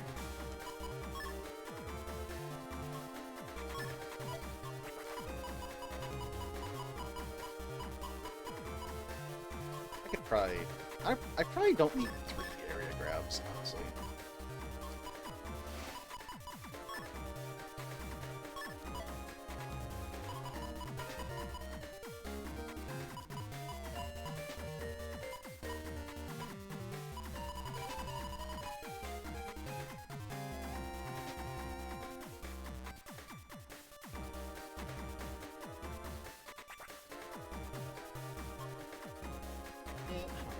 That takes up a lot of space.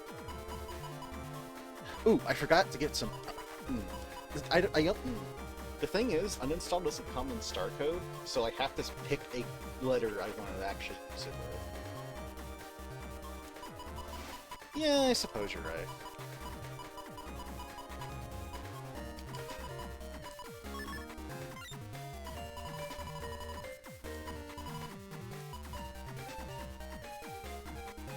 Yeah, the only panels I could probably ditch. I was just putting those in there for example.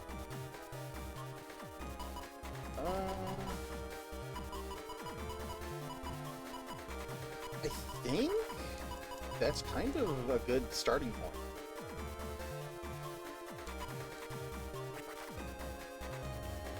So let's pick a regular chip. I don't have any particular thing in mind. So I'll go ahead and choose a Wind Direct, so I have that on standby whenever I need it. And now I'll introduce the other system, the tag system. So what tag chips mean is you set 2 chips that both equal less than 60 megabytes, and these chips will always appear together. So they're great for setting up combos. Like 2 chips that you pretty much always use together anyway, they're great to set as tag chips. Yeah! And that also brings up another mechanic that I probably won't have in this folder, but is a thing to keep in mind, and that's something called program advances. So what a program advance is if you pick 3 or 4 chips, 3 or 4 very specific chips, and select them together, they will essentially fuse into a completely new attack that's super powerful. For example, if you take a cannon A, a cannon B and a cannon C and select them together, they become a Giga Cannon that does a whole lot of damage, and it functions as a spreader. Kinda, yeah. There are a lot of different program advances, but you have to kind of build your folders around them.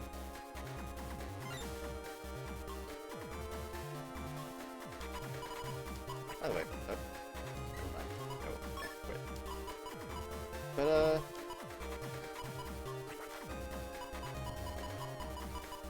I think we'll go ahead and this will be a good starting build for now. And we can go ahead and decide what we actually want our folder to do.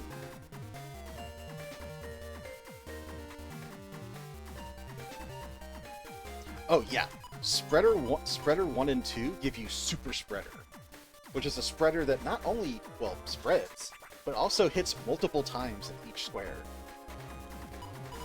And then there's my favorite. Is one of my favorite program advances. I probably won't use in this deck, but it's really funny. And that is the program advance for Corn Shoot, which is Corn Fiesta.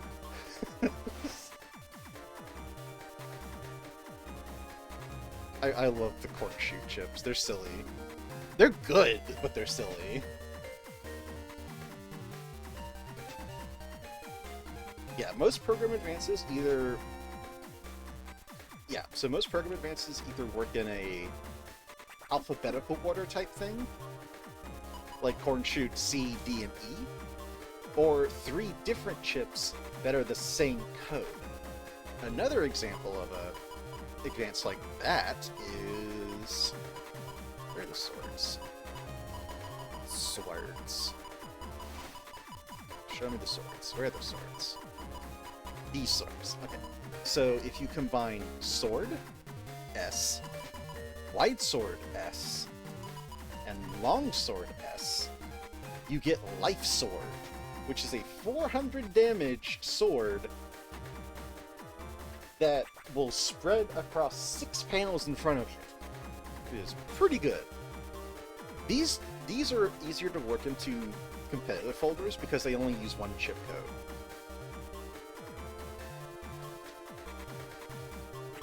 So yeah, now that we actually have our staples in place, let's decide what code we want to use for our folder. Or codes.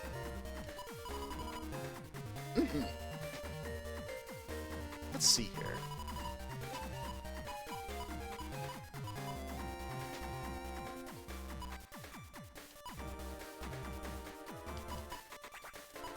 What does F have? F has some decent stuff.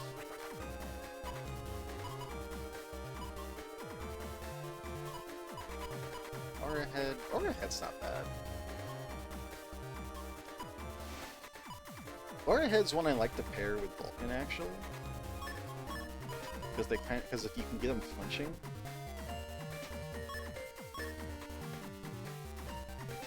then you can follow up with Aurahead.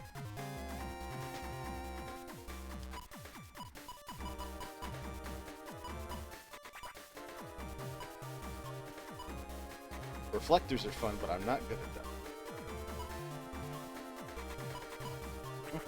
Aqua Needle's not bad. That targets enemies.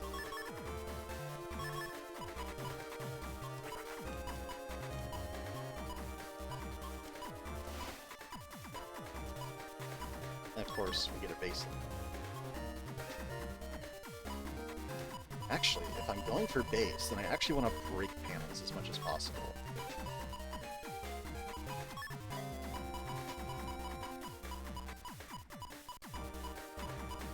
So things like Get It would actually be really good.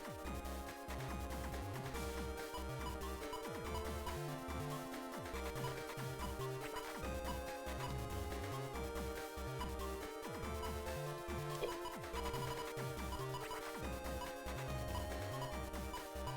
There's Get It. There it is.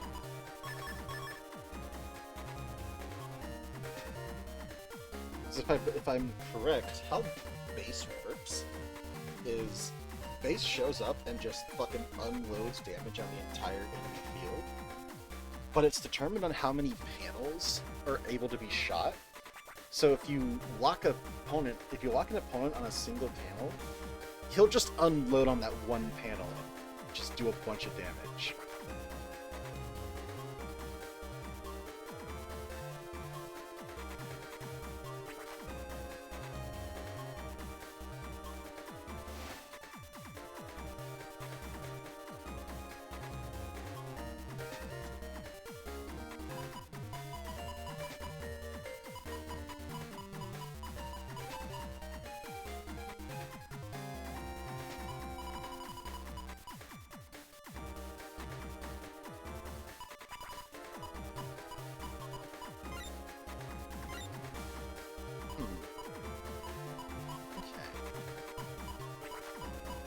Go back to F.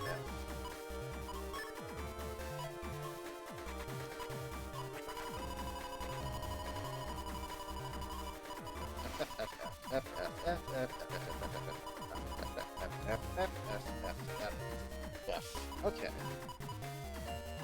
So I got a base in here. That's gonna be my Giga for the deck. That's my big trump card.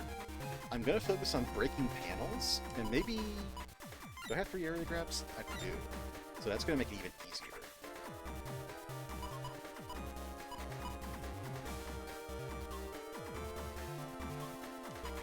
Ooh, Magnum actually destroys panels. So that's not bad. And it's Cursor, so that can cut through traps.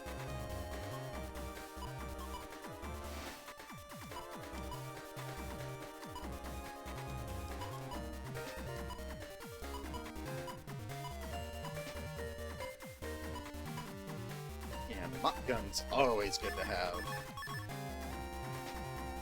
Or machine gun. Machine gun.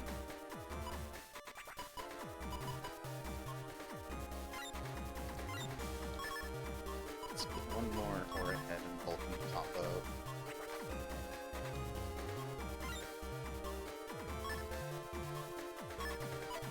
So yeah, I think we got something going on. So, for my actual chip selection, I got 2 Vulcans that they're not that great on their own, but I like to pair them with an Aura Head, because if you catch someone in a flinch, you can then fling out the Aura Head and it'll, like, follow up. So I'll actually tag these. There we go. And Machine Gun's just always good. It's just good.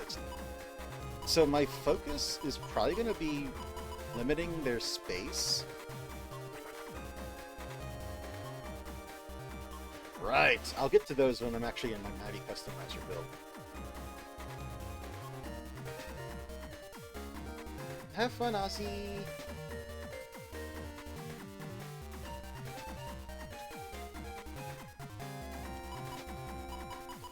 So my general theme for this deck is limiting the opponent's space so that I can get the most out of base. And having chips that are good on people who have limited space, like Aqua Needle, stuff like that. Or maybe not Aqua Needle.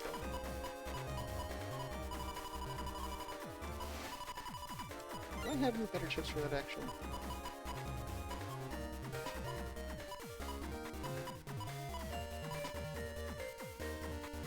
Air spin might actually be nice.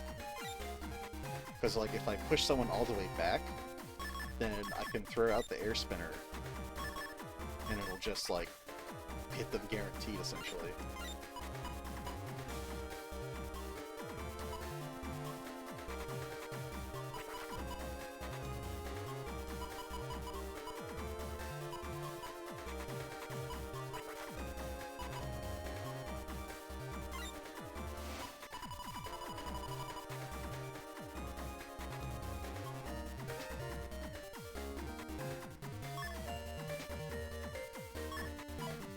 And with that, you know what? I think we can call this folder done for now. I can adjust it as I actually get into matches, but I kind of like what I got going here. What do you think, Queen? What do you think, Neo?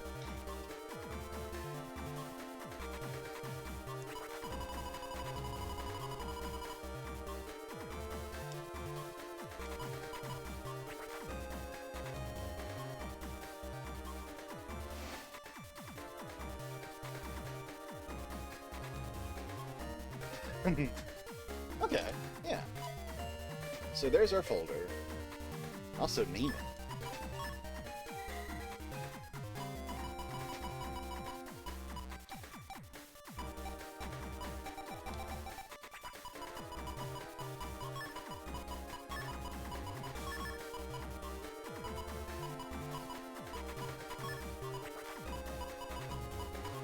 Where's the space?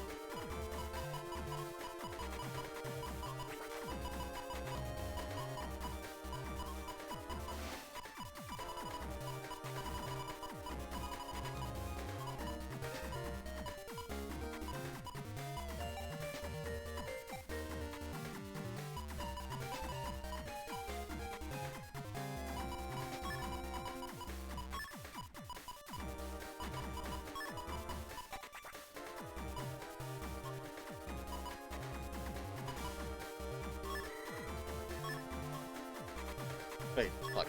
Ah. I didn't save it. Whatever. I don't... Yeah.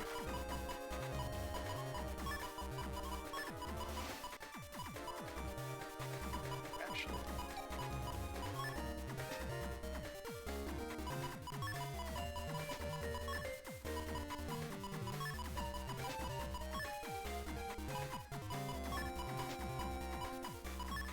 There we go. Yeah. Sniff folder.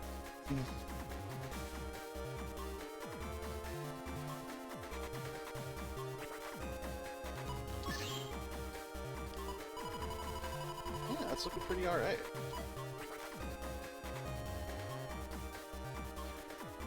Actually, now that I think about it, there is something I'm forgetting. I'm not getting the most out of all my mega chips. I only have 3 in here. So I could probably make some cuts to get that in.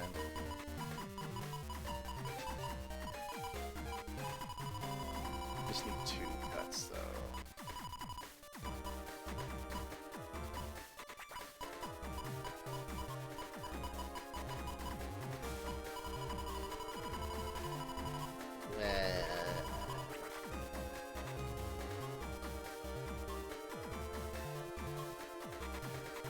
I'm gonna be. I like to use Bug Stop because other customizer builds are way too big brain for me.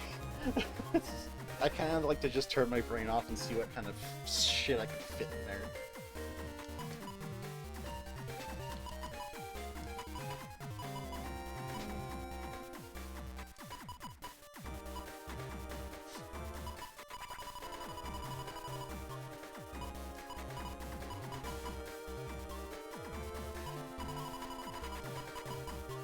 Oh, I only have 2 anti-damage. I could probably drop a Megaman. Because using all of your chip slots is always like important.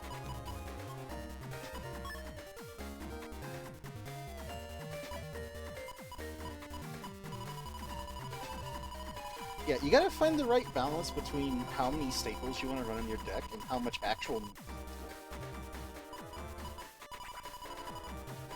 Okay, so let's see.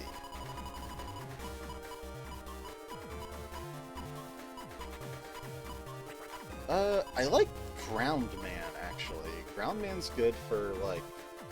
Actually good for breaking panels.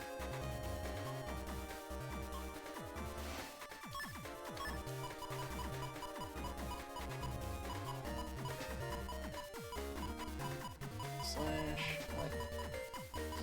Proto...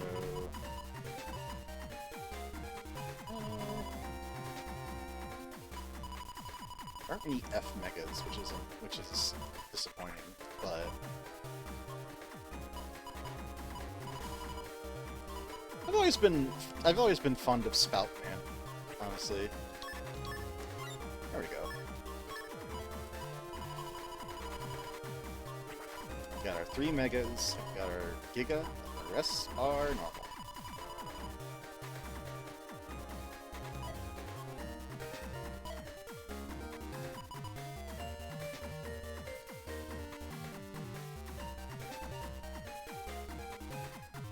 Yeah, that is a good idea.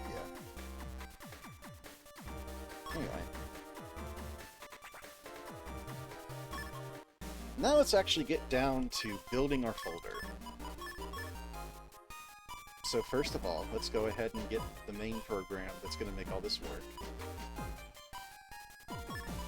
Bug stop. Let's put it here. Yes, time for Tetris. So here's 3 other programs that I didn't mention before, which only work in versus mode. These are the assist programs. You got Rush, you got Beat, and you got Tango. If you're familiar with like old school Megaman, these might sound familiar. So each one of these has a special effect that triggers at a specific time. What Rush does is if someone tries to use if the opponent tries to use an invis chip, it'll actually counter it and stun them, which can be really mean if you're not expecting it. What Beat does is anytime the opponent tries to use a Mega or Giga chip, it'll swoop in and steal it from them, and they just won't get to use it. It's really mean. And then there's actually the emulator's namesake, Tango, which what Tango does. This is mine now. What Tango does is whenever you drop, I believe, below 30% of your max hit points, Tango pops in, gives you a 300 hit point heal and a 200 barrier. So they just kind of come in and patch you up a little bit. All of these are very good in their own rights, and you can run multiple of these.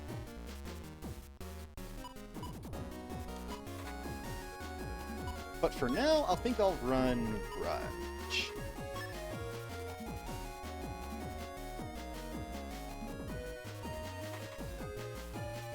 Nah, fuck you. Bye. Now, definitely, can I get this Buster Pack?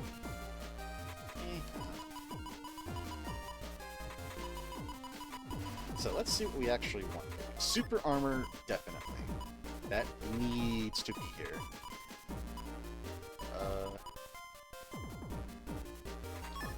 Yeah. Do I want extra chips? Not really. Do I want extra Megas? Not really. Do I want an extra Giga? Not really. Fast Barrier is always nice to have. So how Fast Barrier works, or First Barrier actually, I don't know yet. I typically like to max out attack because I'm going Greagar. So that's kind of the interesting thing about the different versions. So this is Greagar version, which gives you the Greagar Beast out, which is like the cat-looking lion guy. If you use the other version, you get the Falzar Beast out, which turns you into like a phoenix-looking thing. And they have different properties. I believe Greagar Beast has super armor innately, and has like the rapid fire machine gun buster. Whereas Falzar gets float shoes and air shoes, and also gets their buster is still kind of fast, but it shoots wider, so it can actually cover more area. And the two different versions have their own crosses that they have access to. And theirs do completely different things. Typically, when it comes down to air shoes is really, really tricky to get in your customizer.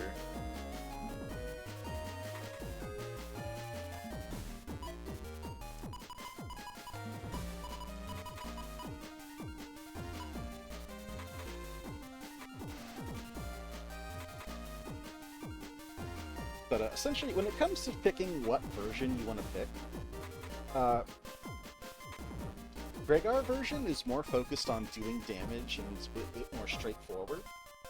while Falzar is more technical, and a lot of the crosses have more technical aspects. Mm-hmm.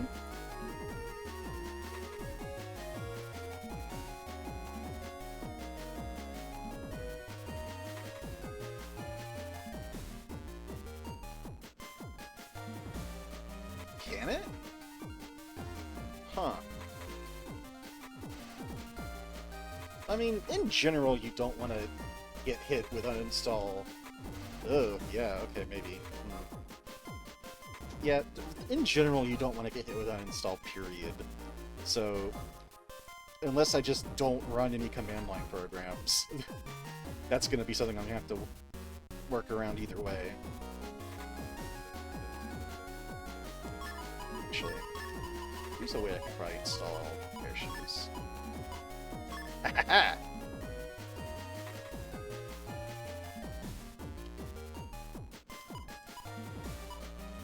forget undershoot.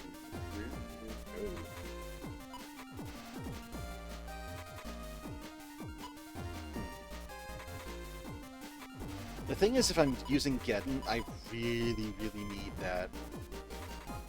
those air shoes.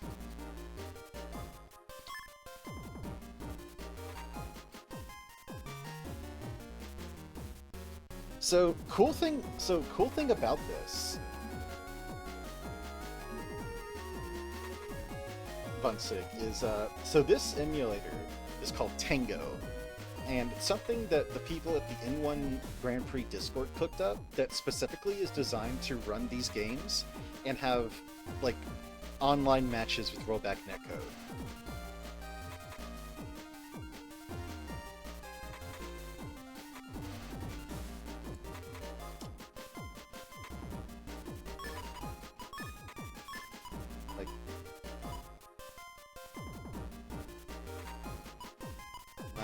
Quite sure.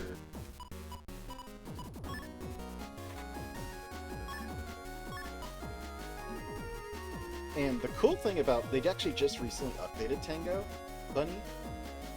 Well, the thing is, there's another person here I call Bunny. But, well, they're not here right now, I don't believe, so I'll just call you Bunny.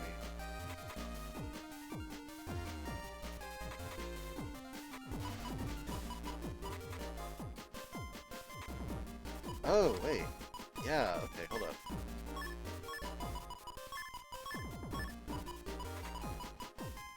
Yeah, okay. There we go. Yeah, kinda works. Okay, Bun. So, like I was saying. So they actually recently updated the emulator, so that if you have the Legacy Collection, it actually goes ahead and uses the ROMs from that to run the game. So you don't need to get the ROMs if you have the Legacy Collection. Which is kind of cool. I kind of dig that a lot. Speaking of which, I should actually go ahead and post some resources if you want to get into online battle.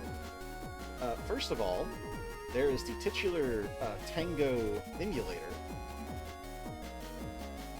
at tango.n1gp.net. This is a specially designed emulator that is custom built from the ground up to facilitate easy online net battling for Megaman Battle Network. Any Megaman Battle Network. You could have PvP in Battle Network 1. Don't do that, it's bad. The reason people use 6 is it's the most balanced. But yeah, you can just download that emulator, and if you have the Legacy Collection, pretty much all you gotta do is find some some hacked save files and you're good to go. Which they have, I believe, at this resource. So this is like their core Google Doc resource guide. It's got everything.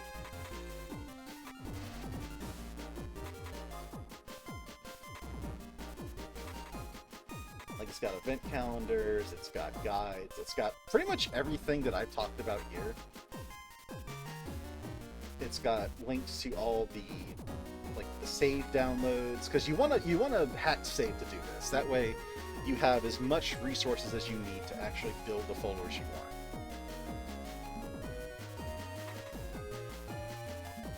That sounds pretty dope, actually.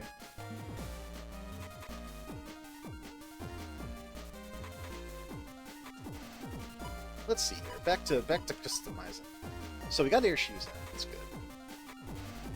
I could probably get super armor. Yeah, I could probably get super armor in here. And I think that's about all I want for my ability programs. So I got Bug Stop, Undershirt, Super Armor, Air Shoes, Rush. That's about all I can fit on there. Because the rest of this I want to have actual plus parts. Now the question is, how do we want to build our stats?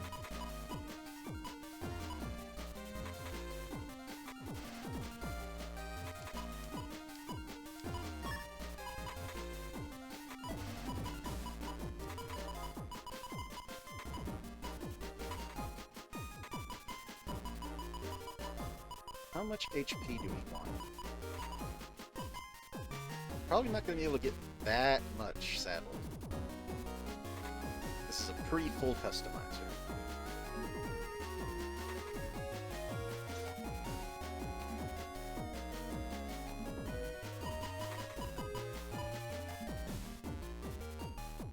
So another thing to keep in mind when it comes to using the outer grid, at least one part of the program needs to be on the grid.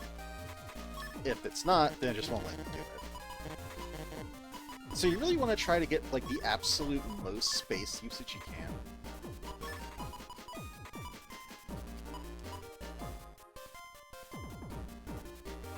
So like to put that just there.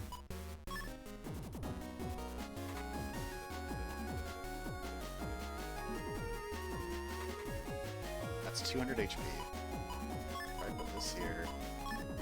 No.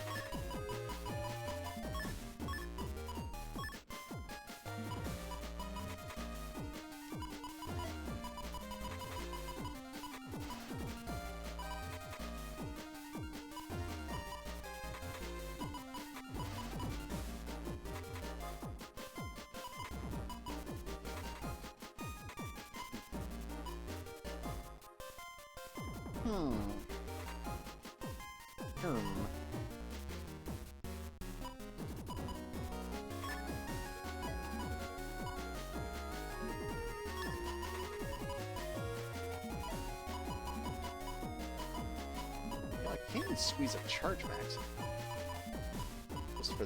just for the hell of it. I need a speed max too. So really, all I gotta worry about is attack.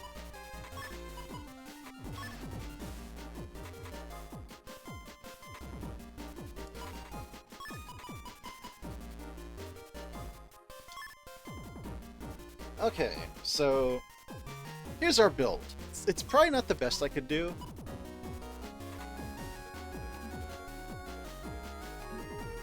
So that's another thing, is you can't use these corner parts here. Unfortunately. So it's just these squares.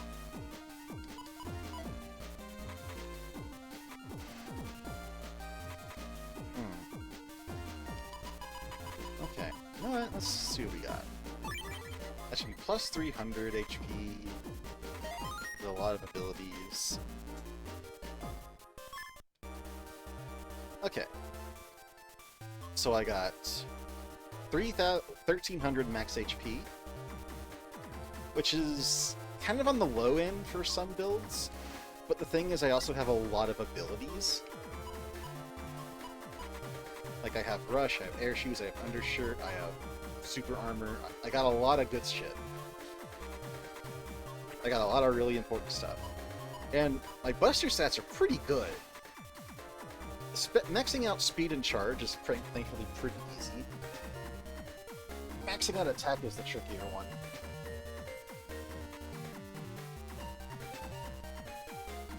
Okay.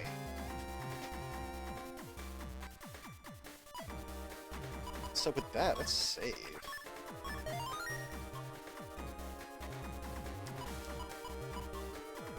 Is there anything else I'm missing?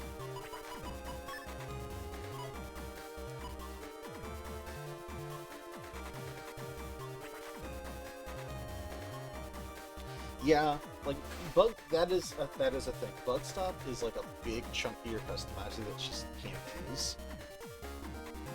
But it's also riskier because if you don't get that bug fixed, then go fuck yourself.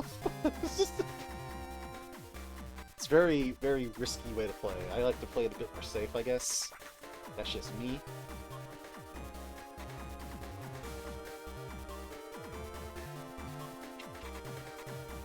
So, let's see.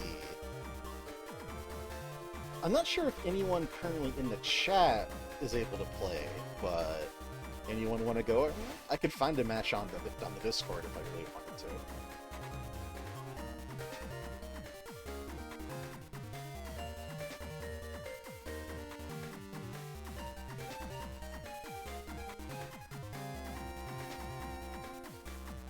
Okay.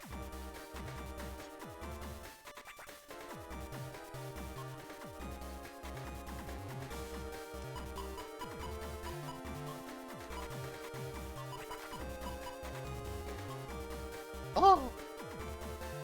Like, okay, when you said I think you should be bigger, I thought you meant like, oh, you mean like that, do I need more HP? You want me to get more HP? Or, oh, that kind of bigger. Yeah, you know what, let me see if I can find a match on the N1 Grand Prix Discord, because they are a pretty chill bunch, I'm not gonna lie. I recommend if you are any sort of interested in this sort of thing, go join their Discord. If you want some place to get matches, if you want resources, if you want advice, real good place to be, just overall. So sadly, this is as big as I can be for now. So you get to save those for another day.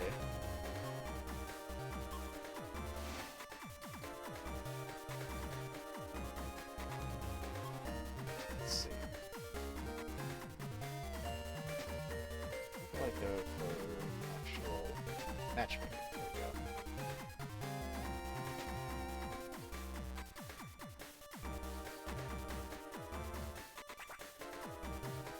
we go. So the problem is, I don't think I can actually have a VTuber that's bigger because it won't fit in my VTuber program. This is as wide as it'll get. If I were gonna get another one, I have to go taller.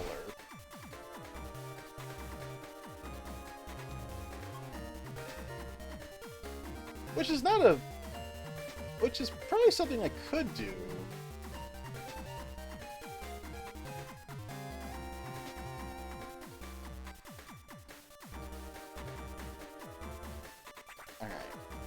So I'm going to go ahead and close the emulator, or exit the emulator for now. Now that I've done everything I need to do. Let me save again just in case.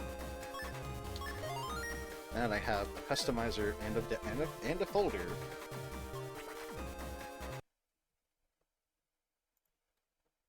Oh yeah, so this is what the actual, this is what the actual emulator looks like. And look at this shit. So not only does it have, the ability to run these games online with rollback? Check this out. You can look at your Navicust and your chip folder outside of game, and you can copy it to a clipboard and because a lot of tournaments, a lot of major tournaments, run with a public deck list essentially. You both know what each other is doing. So you can copy your folder and copy your Navicust and submit it to a tournament if you wanted to actually get in on it. Which this is fucking cool. This is fucking sweet. I love this. And what you do is you just generate a random code. You take that code,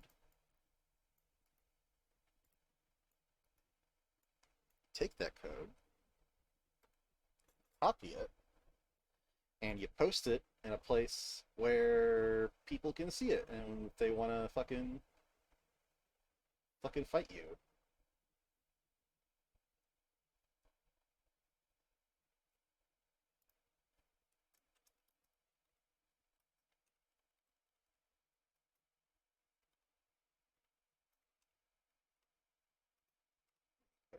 Post on Discord.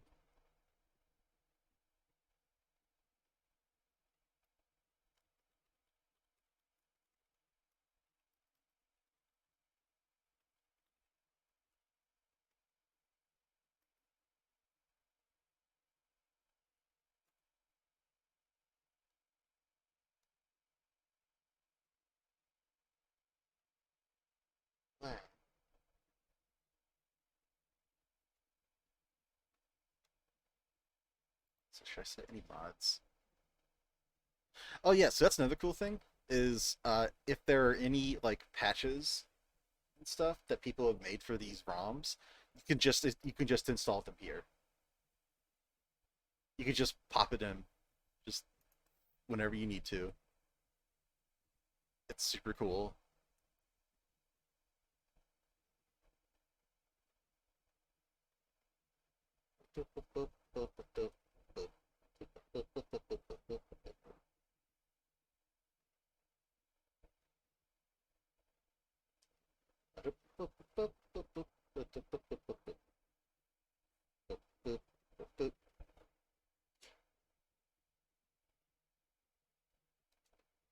I do. I would love for that to be a thing. The problem is I don't think enough people in here are really like into this sort of thing. I know like Erica's not really into it, which is a shame because I want to push this on her so much. But like she kind of got like she had like Battle Network kind of like shoved in her face a lot over the course of her life, so she's kind of tired of it, and I kind of get that. But also, this game's so cool though.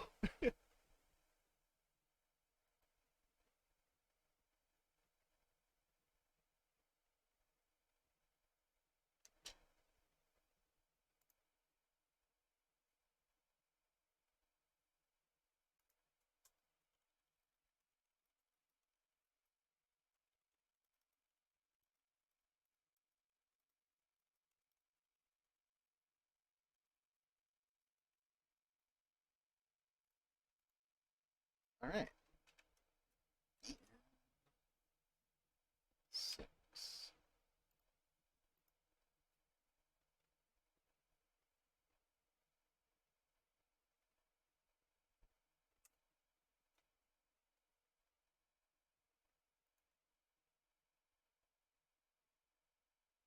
All right, I got the code out there on the Discord. They straight up have just straight up a matchmaking like channel that you just post your code in and tag it, and you just kind of wait for someone to show up. It's so good.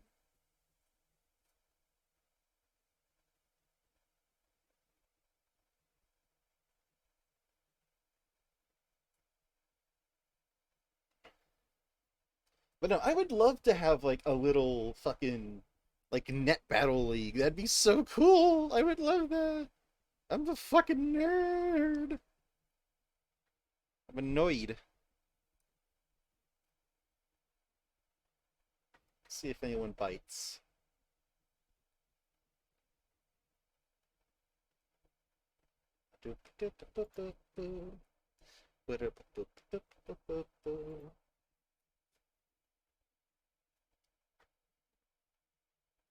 Please. Will you please net battle with me? I want a net battle. Please. Please.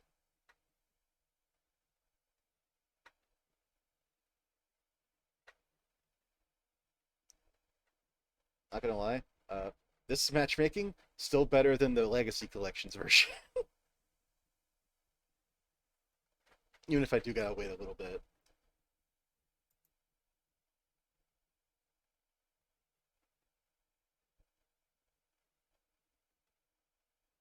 Oh yeah, that's right. This fucking this emulator has. Oh,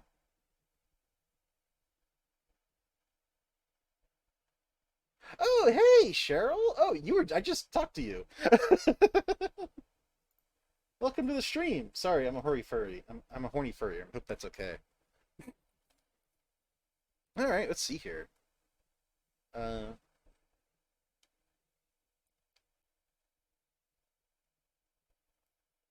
it's been a while since I've used this.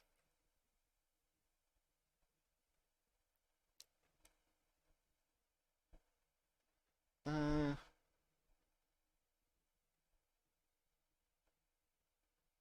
do I just hit Oh, yeah, let me turn on that mod. Sound mod extend.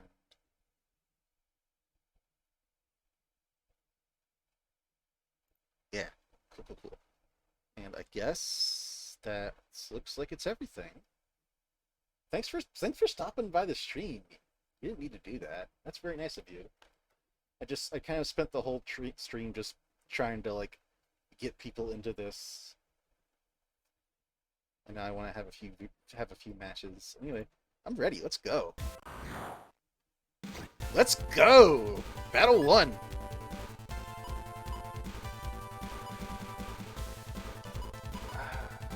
Let's see.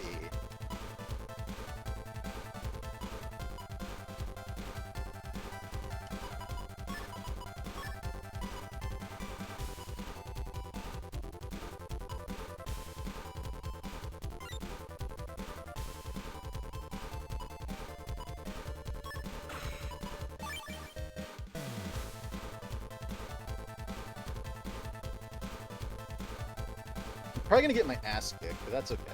I'm kind of here for it. I'm so rusty.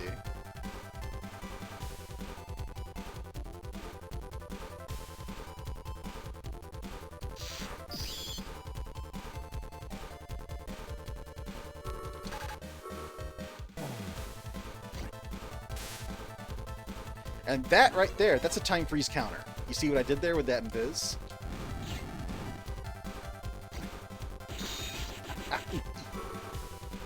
Oh, see, they're running a bug program. They're running a bug customizer.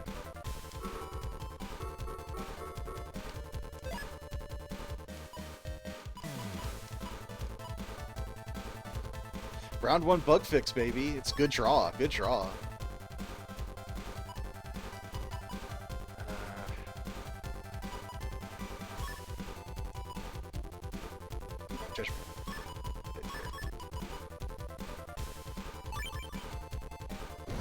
And they are beasting out.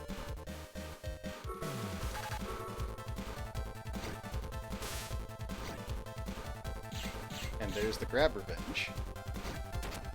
And that's unfortunate. Oh, countered it. Ooh, knocked him out across. But I don't care about... yeah, look at this. I don't care about holes. I got air shoes. That's a slow custom gauge. This ain't great.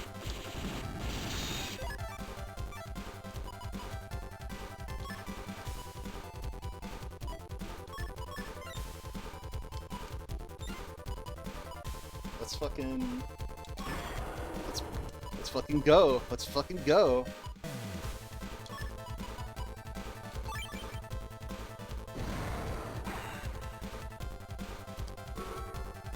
Ooh, bug sword. Okay.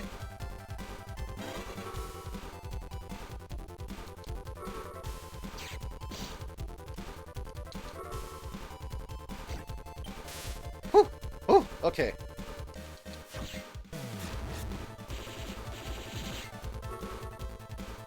Ooh, that's not a good place. Ooh, that's not a good place.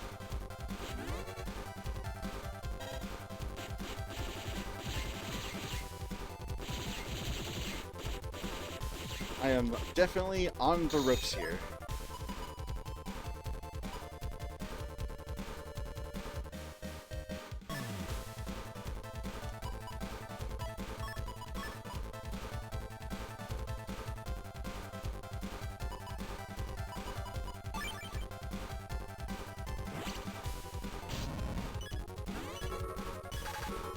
Ooh, okay. Alrighty. Ooh, there goes Rush.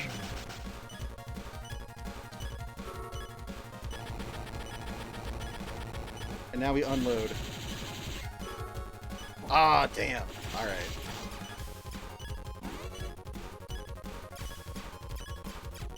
I can wait.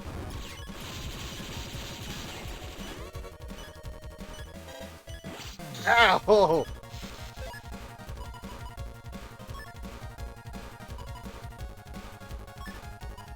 I think I'm not. I don't think I'm gonna win this, guys.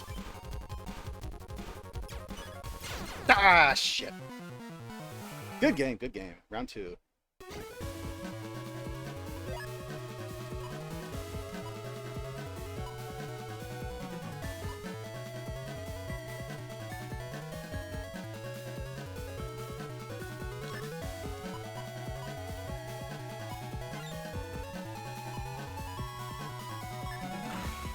Actually.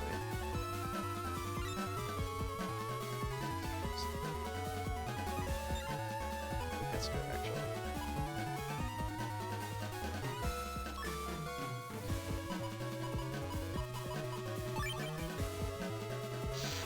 Ooh, double elect. Nice. First turn bug fix again. Nice.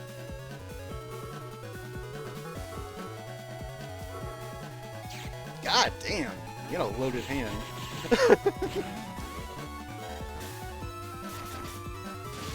Owie.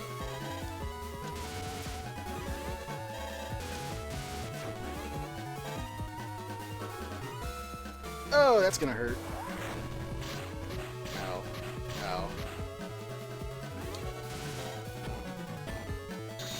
Ah.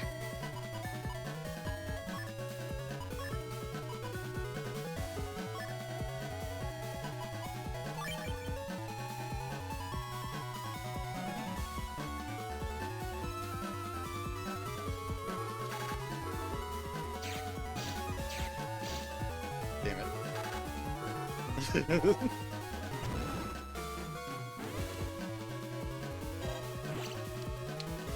Ah, shit.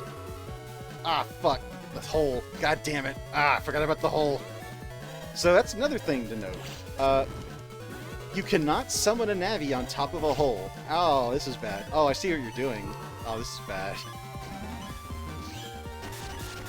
So this is definitely a strategy. So, okay, who in here was talking about doing a bug sword? Who in here was talking about doing a bug? Yeah, this is how you do a bug sword folder.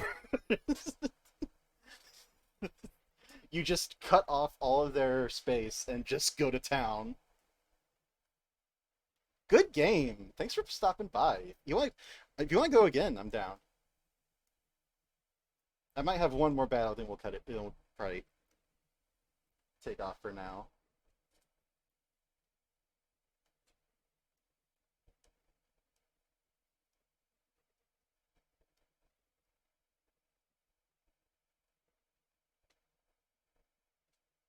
Yeah, kinda. In a sense.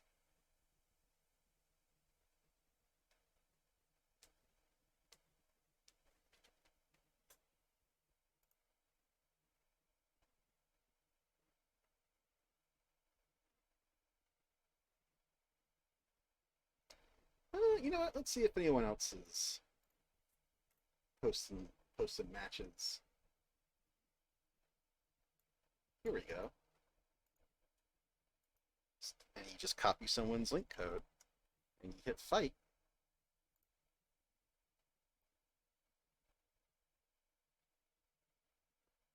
All right, have a good night, Luna. Thanks for stopping by. Thanks for you took all this information well. I'm glad.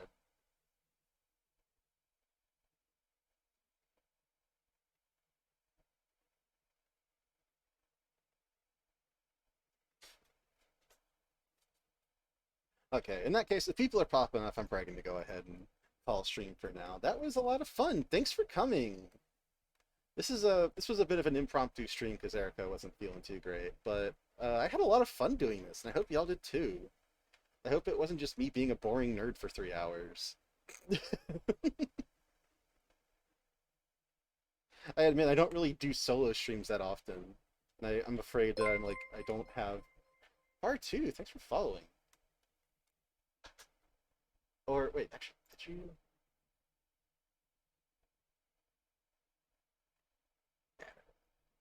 But yeah, I would honestly, if y'all get into this, please let me know because I would love people to fight because I'm so bad.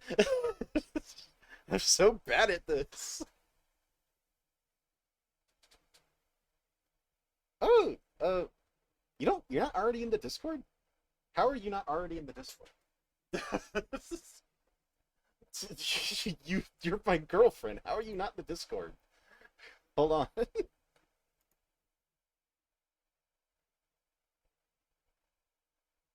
Yeah, check. Okay, yeah, check out the N1GP Discord. I'll post all of the resources I mentioned earlier again because this has got everything you need if you want to get started. And if you want to pick up the emulator, you can go to tango.n1gp.net and pick it up. It's super easy to get set up, especially if you have the Legacy Collection. It's super easy. And it makes doing this way easier. And you mad lads at the N1GP, I've always like once I learned that this is a thing, I just got like mad respect for y'all. Megaman Bound Network fans are built different. I can't think of many other communities. Well, thank you. Oh, that's very sweet of you. But yeah, like I don't think I've seen any community that straight up says like, okay, the way we have to do this sucks. Let's build our own bespoke emulator with quality of life features and rollback so we can play our fucking 2005 Game Boy Advance game over the internet. And y'all rule. Y'all are a very, from what I've seen, you're also a very welcoming and chill community. Y'all are good folks. Oh, 2006? Really? On the title screen it says 2005, but